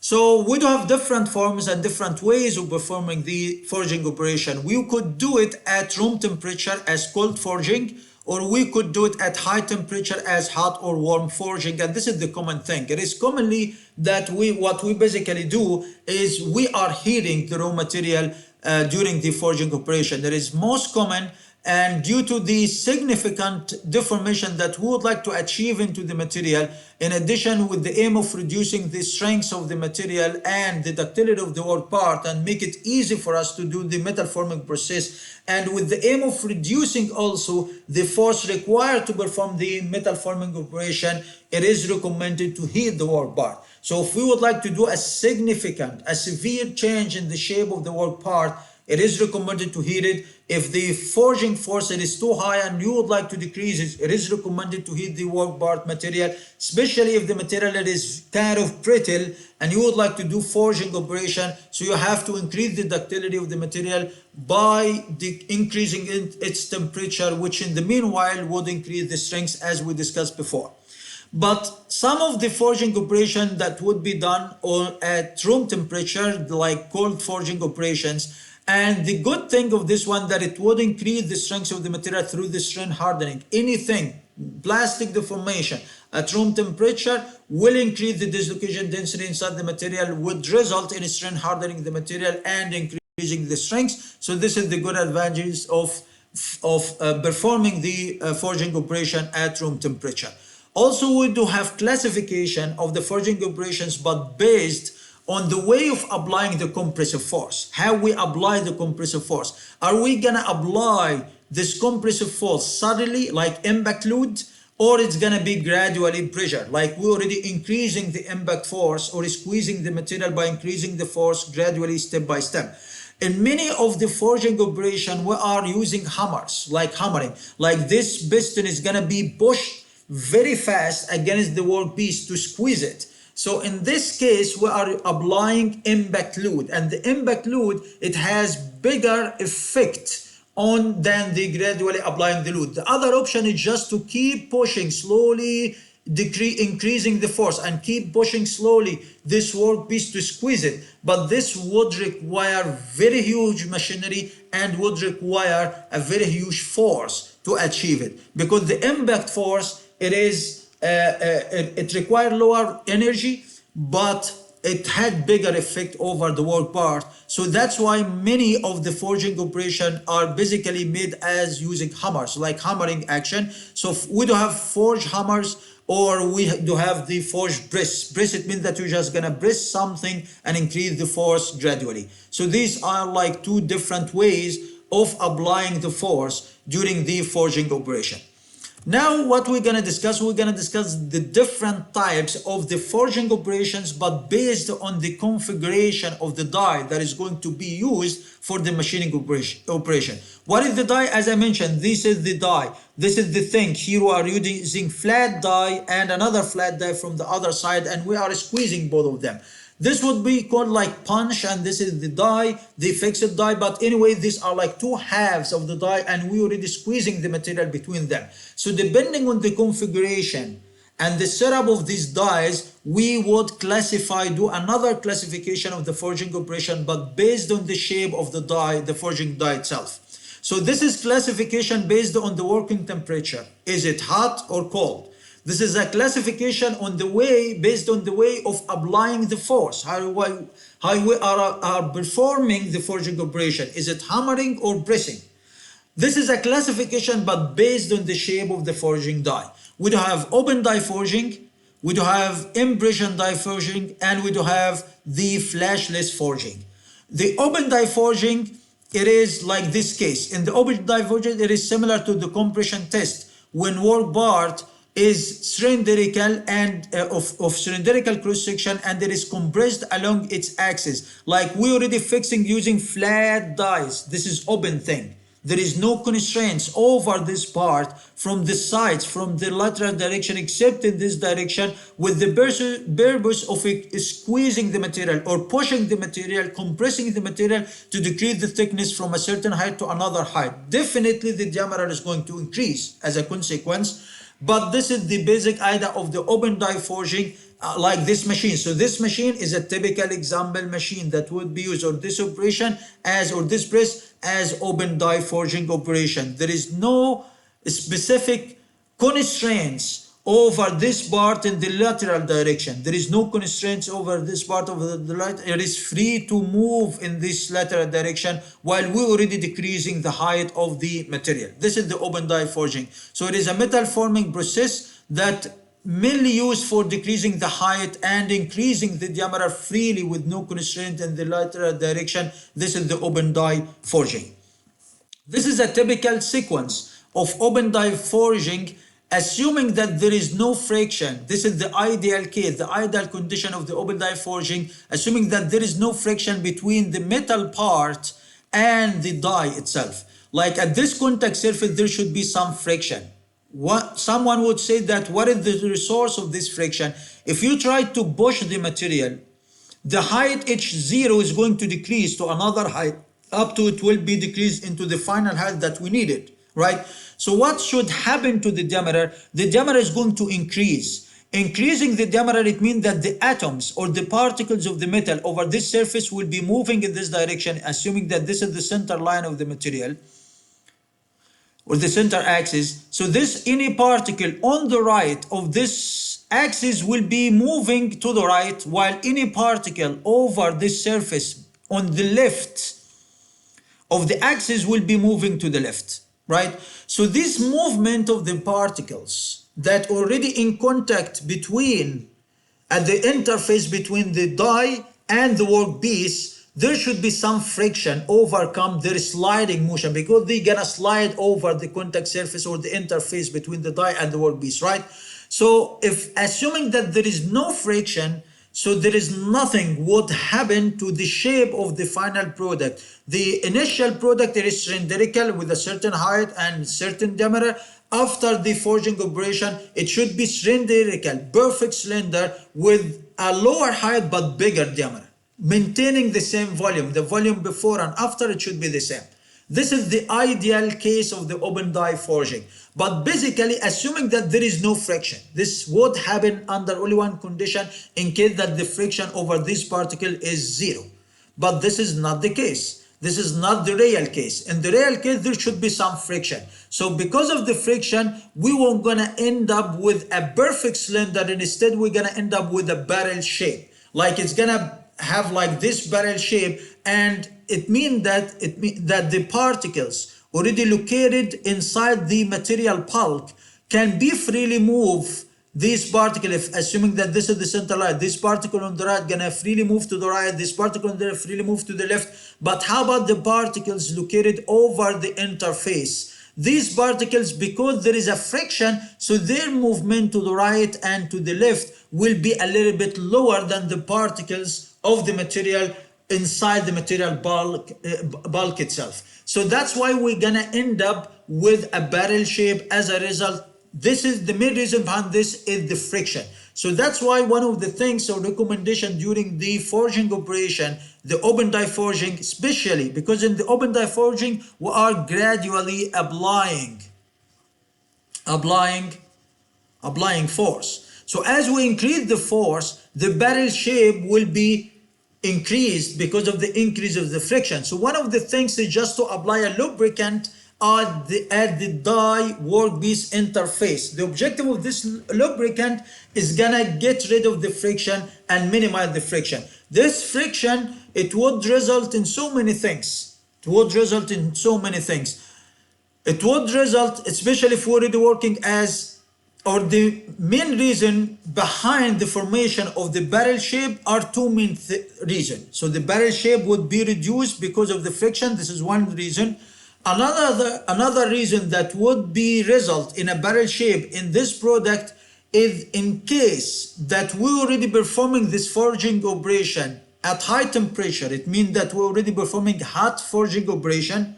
For the hot forging operation, and in case that this die, this is the die in room temperature, and this is very hot, and because of the direct contact, this metal part will start to remove or will start to lose some of its heat and give it to the die. The die is at room temperature and this is very hot, so the temperature will be removed from the high source to the low source, right? So this would result at the interface, this part of the metal that near to the die will be of a lower temperature. The temperature here will decrease, and the temperature here will be decreased, will be much way lower than the temperature in the bulk. So the bulk parts are very hot, while the parts near the die will be with lower temperature. It is still hot, but with lower temperature. This would increase the strength. As you remember, the temperature increase decreases the strength. So this makes the material bulk more easy to deform, and the ductility depend on the temperature. The ductility is going to decrease as we decrease the temperature. So this part on the top becomes less ductile, like this part, while the part of the metal that already located in the bulk became more ductile. This difference in the ductility, this difference make the particles or the bulk of the material can be easily deformed, while it is hard for the material next or at the interface between the die and the workpiece to be very hard for it to deform. This would result in a barrel shape plus the friction. So there are two mechanisms, there are two reasons behind the formation of the barrel shape. One of them is the friction at the contact surface. The second thing is that at the interface, the metal part or the work part will lose some of its temperature, will give some of its temperature to the die at the interface. This would also result in a difference in the ductility in the material between the material bulk and the material at the interface with the die. Because the ductility at the material at the interface of with the die, it is lower ductility, it means that this gives possibility for forming the barrel shape, because it would be difficult for the material at the interface to deform like the material in the core or the material bulk. These two reasons would result in the formation of the barrel shape. How we can get rid of this barrel shape formation? One of the methods is applying lubricant at the interface. The lubricant is gonna get rid of the friction mechanism. We have two mechanisms. So to get rid of the friction effect on the barrel shape, apply lubricant at the interface. This is one thing. How we can get rid of the contrast in the temperature? It is recommended to heat the die into the same temperature as the workpiece. If we heated the die to the same temperature, so there is no heat transfer, we're gonna end up with uniform temperature everywhere. So as a consequence, we're gonna end up with a uniform deformation of the material, and in this case, we are going to eliminate or get rid of the barrel shape formation during the upsetting or the open die forging operation. By the way, this operation is known as upsetting operation. Upsetting, which is the open die forging operation. Make sense? So there are two mechanisms, two reasons behind the formation, and two methods to get rid of these two mechanisms: lubricant and heating the die. It is not recommended to heat the die to the same temperature at the workpiece, because heating the die to a high temperature, you already weaken the material, and it is not recommended for your tool that you're gonna use multiple times. Okay, but if you need it, it is recommended to heat the die, or at least putting a dummy block with the same temperature as the workpiece between the die and the workpiece itself. Okay, so this is for the open die forging operation. There are some operation more than just the conventional open die forging or the upsetting. This is the upsetting operation that we are using flat dies with respect to this workpiece. But we can use any other special dies, like the die would be with this concave shape, with these curved shapes, like used for fullering and edging. In fullering, we are squeezing the material by applying pressure, so the length will increase, but the main objective of this operation is just to decrease the thickness of the workpiece. But here the objective is just to increase the thickness. Here we are decreasing the thickness or increasing the height. Here we are, decreasing. Here we are increasing the height by squeezing the material between these two curved or special dies. The other operation is cudging. In cudging, we are using these flat dies, or it would be curved, whatever. And the objective of this one is just to keep pressing over the material with the purpose of decreasing the thickness and in the meanwhile increasing the length. Here we don't care about the length. In many of the cases, these parts will be cut. These extra portions will be cut, like this one will be cut. The objective with this one is just to squeeze the material. Here is just to give like increase in the material thickness in the material middle. But this one is decreasing the thickness in the meanwhile with the purpose of increasing the length of the material. This is the Kudging operation. So in the following operation, and both these three operations grouped as upsetting or open die forging operation, we're still talking about the first type of the forging operation. In the following operation, the purpose is just reducing workpiece cross section to prepare it for other subsequent shaping operation, and we are using convex surface cavities into the die. But here we are using concave surfaces into the die in order to do the same, but with the purpose of increasing the thickness, or do opposite to the following operation. The Kudging, the main purpose, as I said, is just to reduce the cross section or the thickness with the aim of increasing the length of the material. It's gonna be also, these are 2 or 3 different types or methods of performing the upsetting in addition to the conventional one or the open die forging operation. Okay, so this is for the first type of the forging operation based on the shape of the die. Now let us move to the second type, which is impression die forging. In impression die forging, the die is going to have a special shape, and this shape will be imparted and printed to the work part by pressing the die against the work part or the workpiece. Okay, so it means that the die should have the inverted shape of the work part. So compression of work part by die with inverse or inverted shape of the work part or the final product. So the material part, it comes initially, it starts with like a cylinder in this way, and then we keep pushing it. As we push the material, it will be squeezed and start to fill into the cavity that it shall be formed upon closing the 2 dies. These 2 dies are already open, but there is a specific feature. This feature is already should be imparted and printed to the work part as we close the 2 dies together, right? But in the impression die forging, we kind of putting some constraints. The difference between this one and the previous one, in the flat rolling, in the open die forging, there is no constraints over the lateral movement of the metal from the bulk, right? In this lateral movement, like these particles freely move in this direction, these particles are freely move in this direction, no constraints. So, but in this one, we somehow do have a constraint over the particles to move to the right and these particles to move to the left through something that is formed here, which is known as the flash. The flash, it is an essential thing in the impression die forging. What distinguishes the impression die forging from other forging operation is the flash formation. This flash, it has some advantage and we need it for some purposes. This flash puts constraint over the particles to flow in the lateral direction. How? As we squeeze the material, we make sure that the volume of this material somehow bigger than the cavity that it shall be formed upon closing the die. If we close the die, we shall end up with a specific cavity of the closed die, right? We are bringing this billet material with a little bit bigger size, bigger volume, so we're gonna have the extra volume which will be squeezed outside the die in the form of flash, and we need it in this form for some purposes. What is the function in the flash in this operation?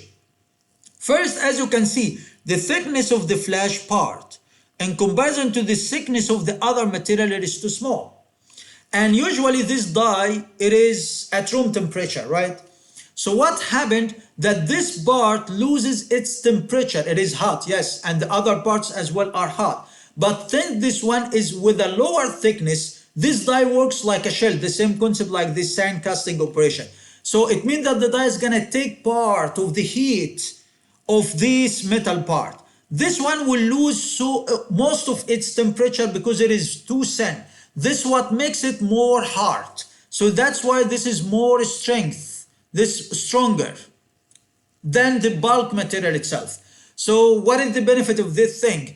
If this particle start to move or flow outside the die, the flash is gonna resist the flow of the other parts of the other metal parts outside the die because it became stronger with higher strength. So it means, and its viscosity became very high, very viscous. It means that it won't gonna be easy for the flash to flow outside, so it will close the way in front of any further material to be squeezed out.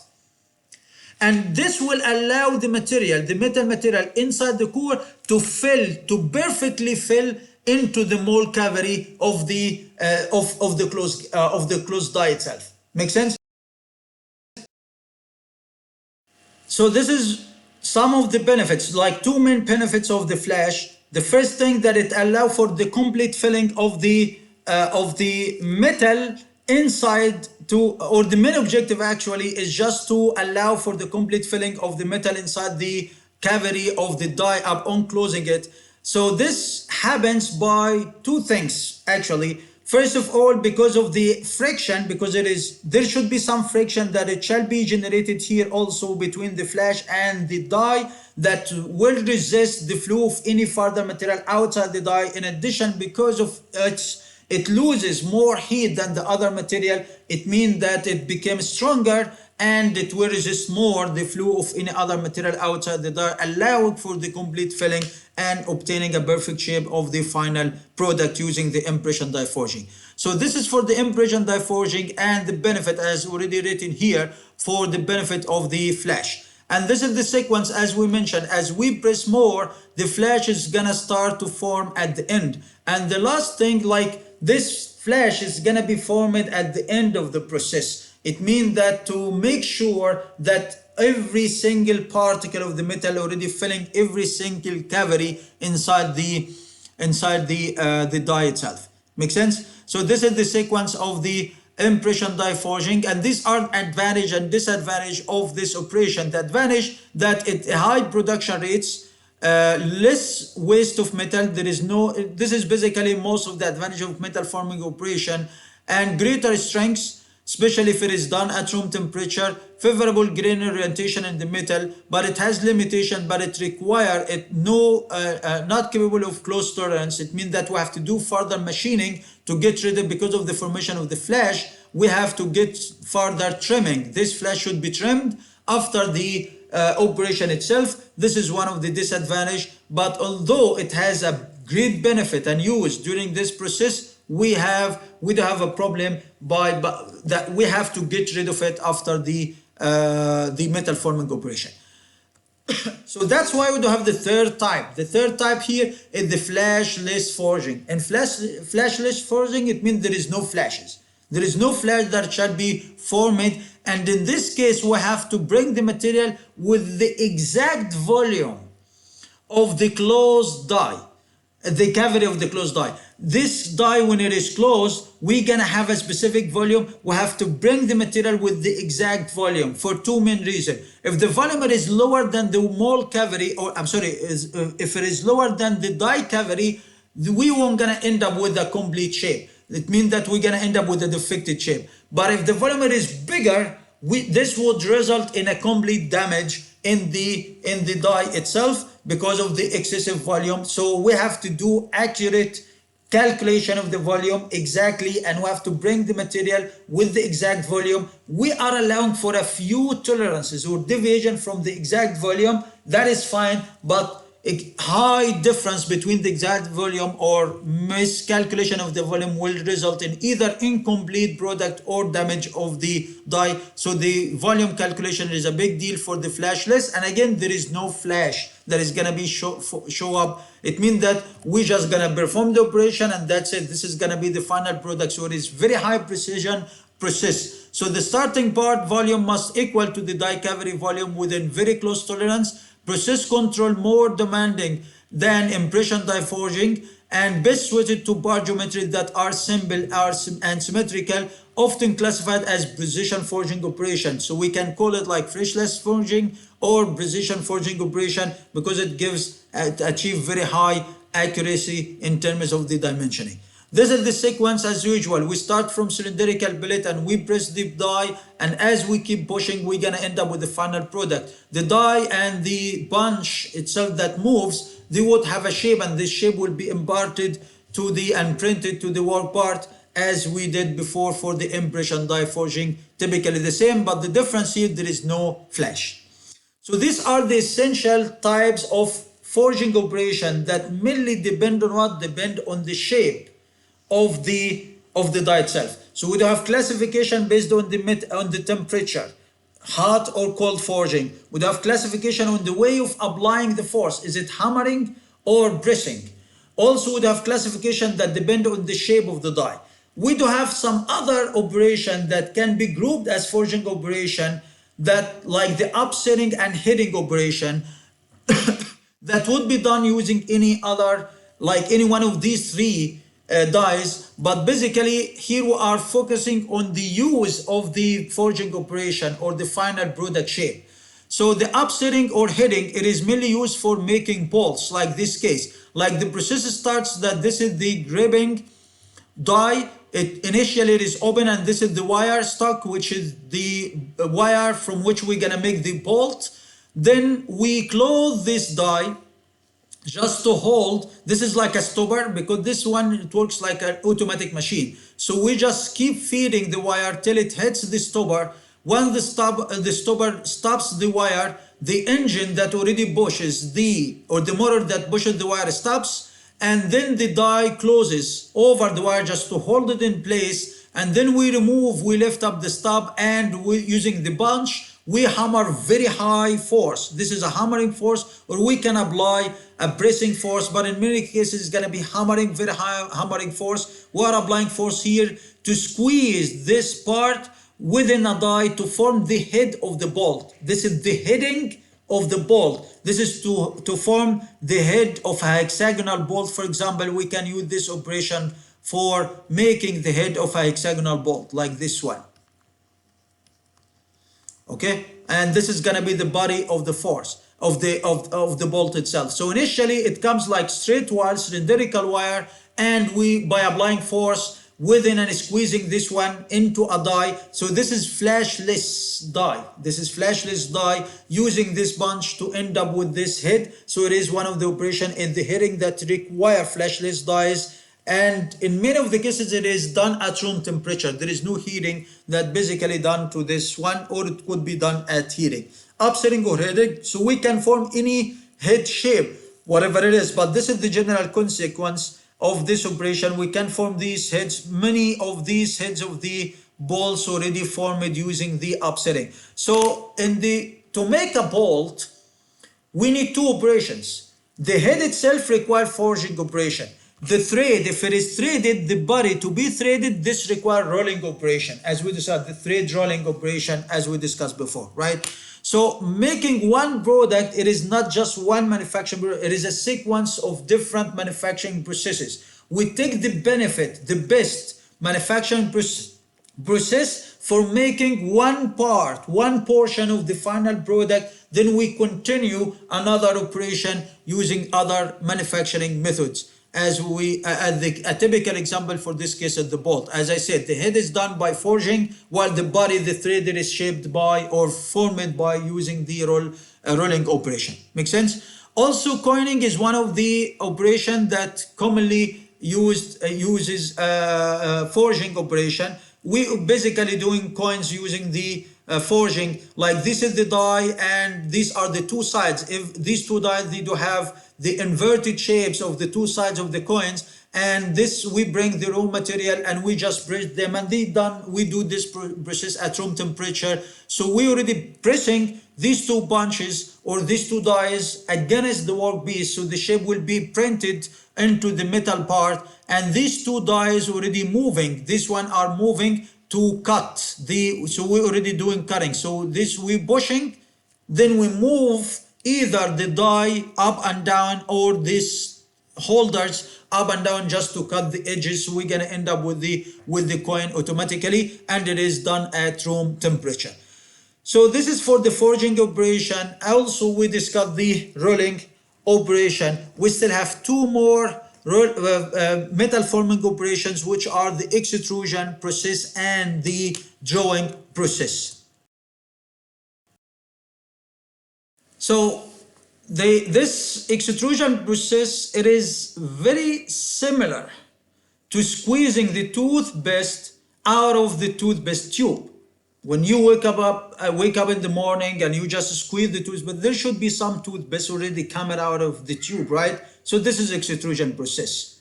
It is typically the same. Like we are already putting a pellet, which is a hot material, and in the conventional state it comes in cylindrical shape, and we are using a punch, and this punch start to compress, push this metal to be squeezed and extruded and projected out of an opening or orifice at the end of this container. So this is a container.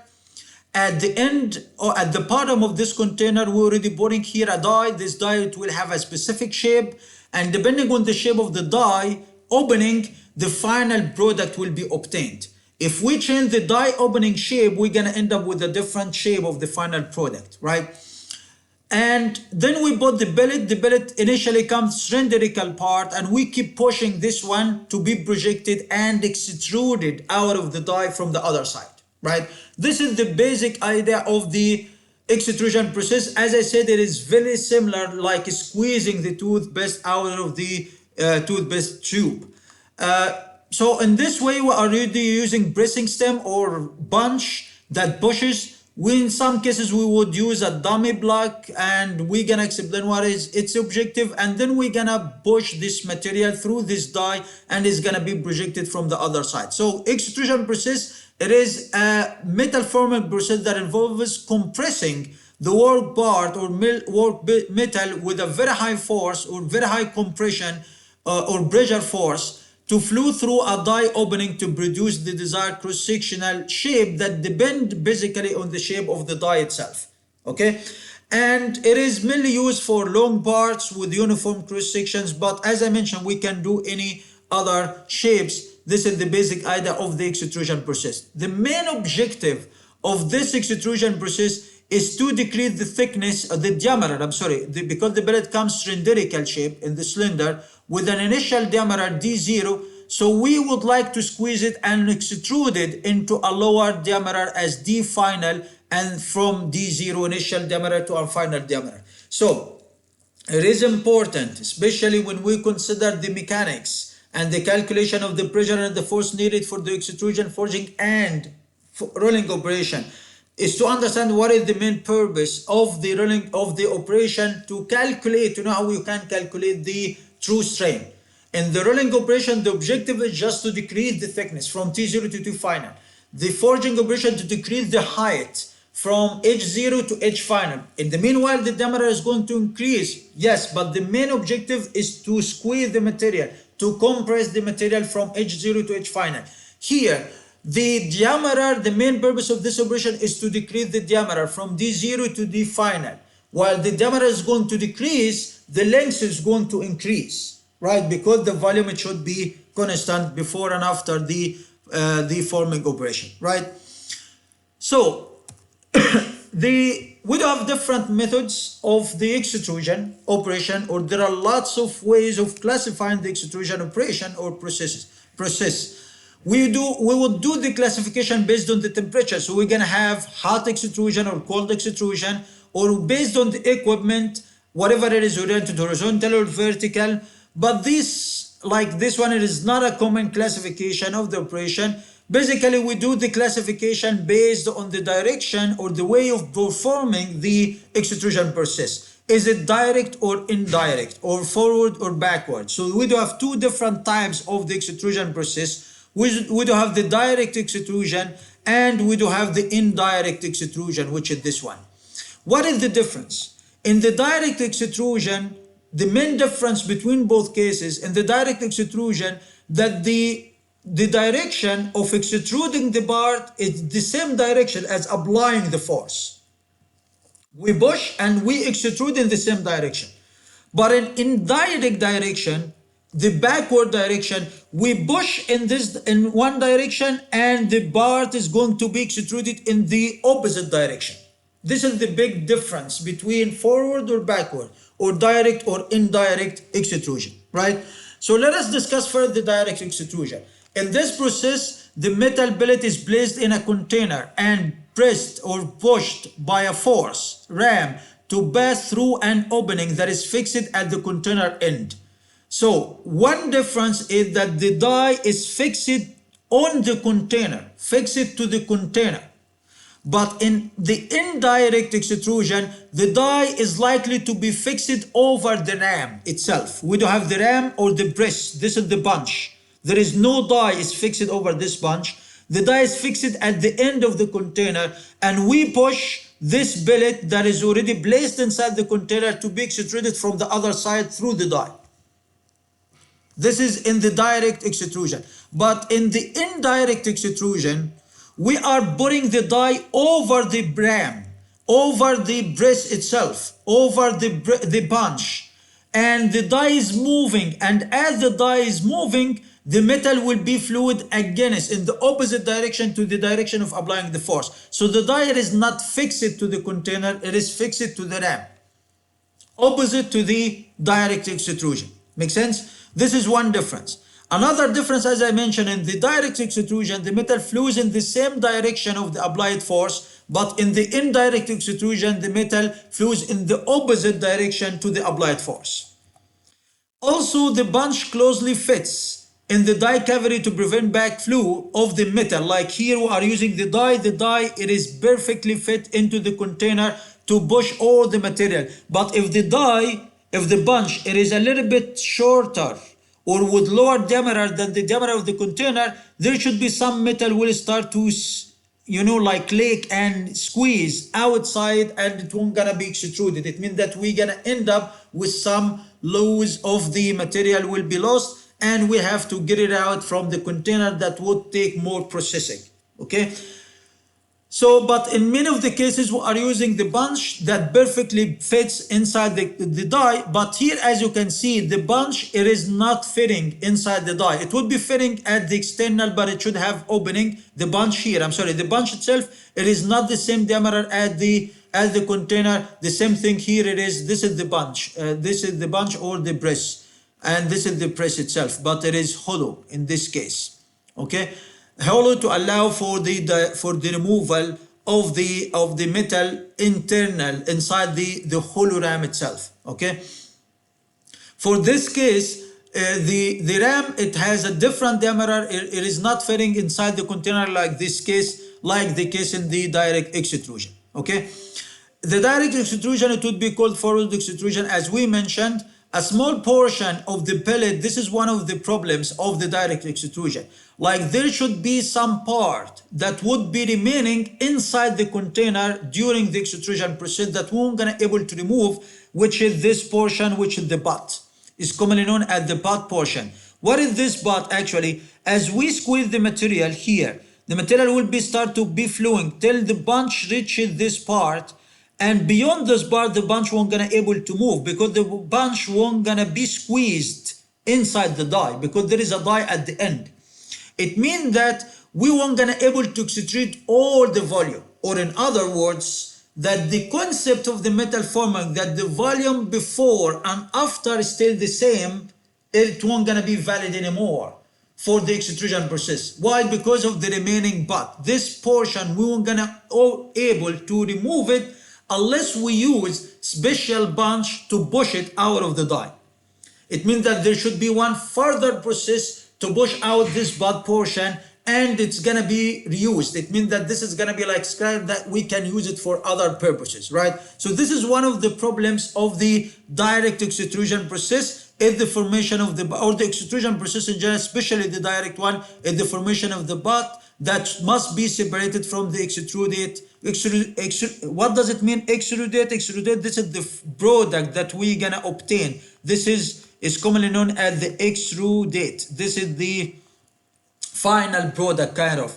So this butt will not be included in the extruded, it will be separated from it, and this is one of the problem of this operation. The starting billet, usually it is round with cylindrical shape, and the final product is obtained based on the shape of the die opening, as we mentioned before. This is for the direct extrusion. We can use it for making solid parts, solid extrusions in this way, like just pushing and it's gonna be extruded, or we can even using it for making hollow tubes, like hollow sections, like this case. So we're gonna use the die, and the bunch will be connected, or the bunch itself will have a special mandrel. This is a mandrel. This mandrel should have the same diameter at the internal opening, or the same shape at the internal opening in the cross section that we would like to obtain using extrusion. And the die is gonna have the external shape of the extruded, or the extruded part.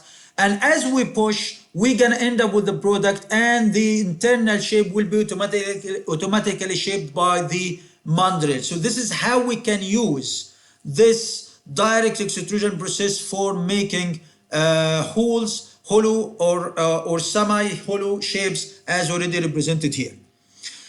So this is for the direct extrusion. For the indirect extrusion, as we mentioned, that the force, the extruded or the extruded product is gonna be extruded in a direction opposite to the applied force, and the die is gonna be fixed to the punch, to the ram itself or the bunch itself. And as we push the bunch inside the material will start to flow in this direction, in this way. So this is the direction of flowing the material opposite to the direction of applying the force. For this one, we are making solid products. But for making whole, this is for making hollow products. This is hollow or tubes, hollow products like tubes. To make tubes using the extrusion process, we are putting the bunch over the ram directly inside the material, and as we push, the bunch pushes in this direction. This is the direction of pushing force. The material will be started and squeezed around the bunch, the die, to form a tube. So we're gonna end up with a tube. But there are some problems with the indirect extrusion in comparison to the direct extrusion. One of the things that we weren't gonna able to form long parts, to obtain long parts. Why? Because the length, it depends on the length of the ram. We have to use very long rams, and this is not available. This is one of the problems. Like, because the length of the product, it is constrained by the length of the ram. But for the direct extrusion, you can put any metal and keep pushing. As you keep pushing the material, you're gonna have very long products that you can obtain, and you can support them by some tables and rollers from the other side. So it means that the material will be kept rolled and extruded, very long pieces or parts, no problem. But this is not possible using the indirect extrusion. So this is one of the problems of the indirect extrusion, that is also called as back extrusion. So we're gonna talk about the force. Also, one of the problems that it has lower rigidity of the hollow ram. This hollow ram at the die, it is not rigid enough like the other type of the direct extrusion. So it has the problems with the rigidity, difficulty in supporting extrusion as it exists the die, and that's why we said that it would be difficult for us to have very long products like the case of direct extrusion if we decided to work as indirect extrusion. So these are the difference between these two methods in terms of the technology, in terms of the way performing the extrusion process. But one would say that, as you can see, that the direct extrusion, it is generally recommended over the indirect extrusion, right? The direct extrusion, although we would have a butt part at the inside the container, I can get it this one after. This is the essential, one of the essential defects or problems with this direct extrusion in the formation of butt. But the butt formation, it would be eliminated in case that we're already using indirect extrusion. But the indirect extrusion, it has limitations over the length. So if we need very long pieces, we have to work as direct extrusion. But there is another problem here, or another difference that depend on the friction. So to explain it, because we need it in the problems or the mechanics of this operation to calculate the pressure force. So in the direct extrusion, there are so many resources of friction here that we have. First of all, that this billet is gonna be pressed and compressed to flow inside the container. So at the contact surface between the cylindrical part or the cylindrical pellet and the container, there should be some friction. So there should be friction here. And this friction, it depends on the length. As this length of the pellet increases, the friction force is going to increase. And definitely this friction force, it overcomes the flow. It means that you have to push more. It means because of this force, you have to increase the pushing force or the extrusion force or extrusion pressure. So the extrusion pressure will be increasing because of the friction between the billet and the container. This is one source of the friction. This is friction number one. But in addition to this one, we do have another friction that is between the billet and the die itself. This is another source of friction. This is friction number two. As we keep pushing the material, this material, it will have a friction over the container, plus there is an essential a friction between the die and the billet itself, or the material itself. And this friction anyway will be there, whatever for direct or indirect extrusion. Why? Because this friction, we are like enforced to have this friction, because without this friction, there shouldn't be any direct contact between the workpiece and the die, and we're gonna do any extrusion. The extrusion to be done, the workpiece, it should be squeezed and pushed against the die, and it should be sliding over the die to end up with a new shape. So this friction number two, which is the friction between the billet and the die, in all cases, it is there.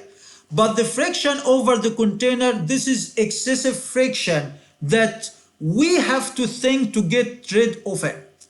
We cannot get rid of the friction over the die. Anyway, it is still there, but we can get rid of the friction over the container. How? We can apply some lubricant, or we can use a dummy block. One of the things in the direct extrusion, we can use a dummy block like this one.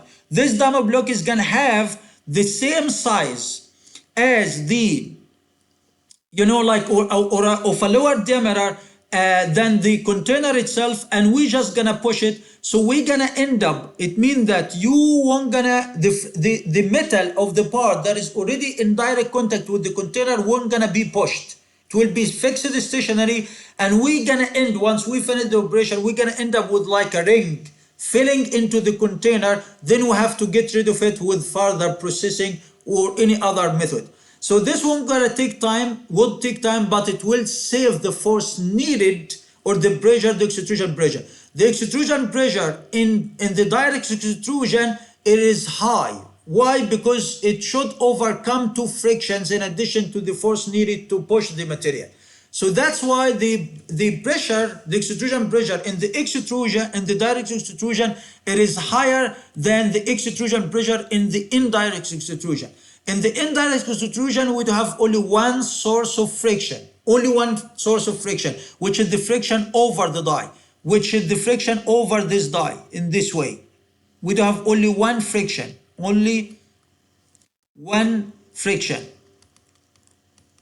for the indirect extrusion. So what does it mean? It means there is no friction over the container, like the case. Why? Because the metal in contact at the interface with the container is not sliding, it's not moving like this case. It is stationary. The metal moves inside. It is fixed here and just slide away, moves away from the container. It's not sliding over the container surface. So the friction due to the container, it is zero for the indirect case. So that's why the pressing force or the extrusion pressure in the indirect extrusion, it is much way lower than the pressure in the direct extrusion. What is the reason? The reason is that there are two mechanisms of friction that should be overcome in the direct extrusion. One of them is the container, but the friction over the container in the indirect extrusion, it is not, there is no friction. So it means that the extrusion pressure in the indirect, it is less. This is one of the good things of the indirect extrusion, as we mentioned. So this is the difference between these two essential methods. We do have two approaches, either direct or indirect. And we discussed the difference between them, the advantage and disadvantage, how we can make solid parts, how we can make tubes using these two different operations. Also, we discuss the effect of the friction and how we can consider this difference in the friction mechanisms in the direct and indirect extrusion. As we discussed, the friction is a big deal and we have to consider it, and we do our best to eliminate this friction as much as we can.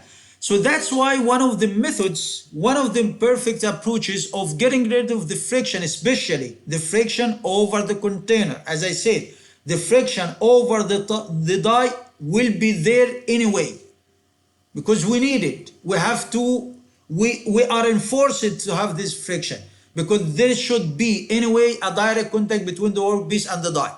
But we can get rid of, for the case of direct extrusion, especially if we are interested, as you can see, the direct extrusion has many advantage over the indirect extrusion, except the friction and the bad things and other things. But in general, it is recommended over the indirect extrusion because the indirect, it requires more complicated machines, and it is for that reason it is not recommended. So to get rid of the friction over the container, one of the approaches is using hydrostatic extrusion. What is hydrostatic extrusion? It's just we are using this ram, and this is gonna be like a punch or like a press, and we are putting a fluid here, and this fluid, hydraulic fluid, is filling everywhere, and we bringing the billet material, the raw material, with a diameter lower than the diameter of the container. And we indirectly pushing the material. And instead of pushing the material directly, we just pushing the fluid, which is in turn will push the material to be extruded from the orifice or the opening of the die from the other side. This is the basic idea of the hydrostatic extrusion. And for this case, the friction is intensively decreased because the friction over the container consumes a huge part and increases the extrusion pressure very high. And in this case, we are using this lower power is gonna be required, and lower pressing force is gonna be used.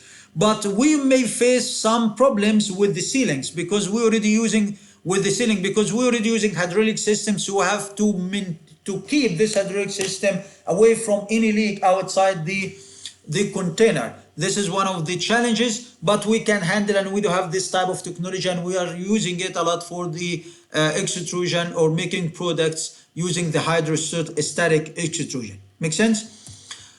In addition to this hydrostatic, we have impact extrusion, also one of the methods, which basically we bring this is the raw material, and it should be somehow ductile material, and we apply very high hammering force. This is very similar to the forging operation, but instead of having like squeezing the material to be decreasing the thickness or the height of the material, we just pushing the material, and in turn, because of the very high impact force at very high speed, the material will be and will be kind of collected around the bunch itself, taking the same geometry of the bunch. And this is gonna be the basic idea of the impact extrusion. So impact extrusion is performed at very high speeds and shorter stroke than conventional extrusion.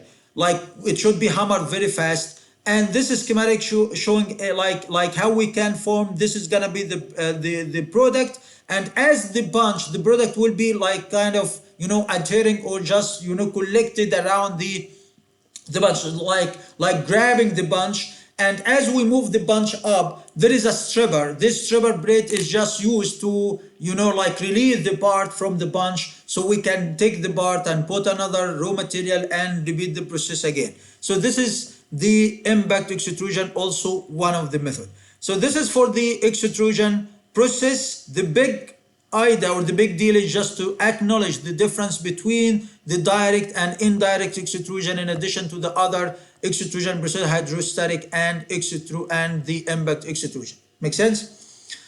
Now the last type of operation is the drawing process.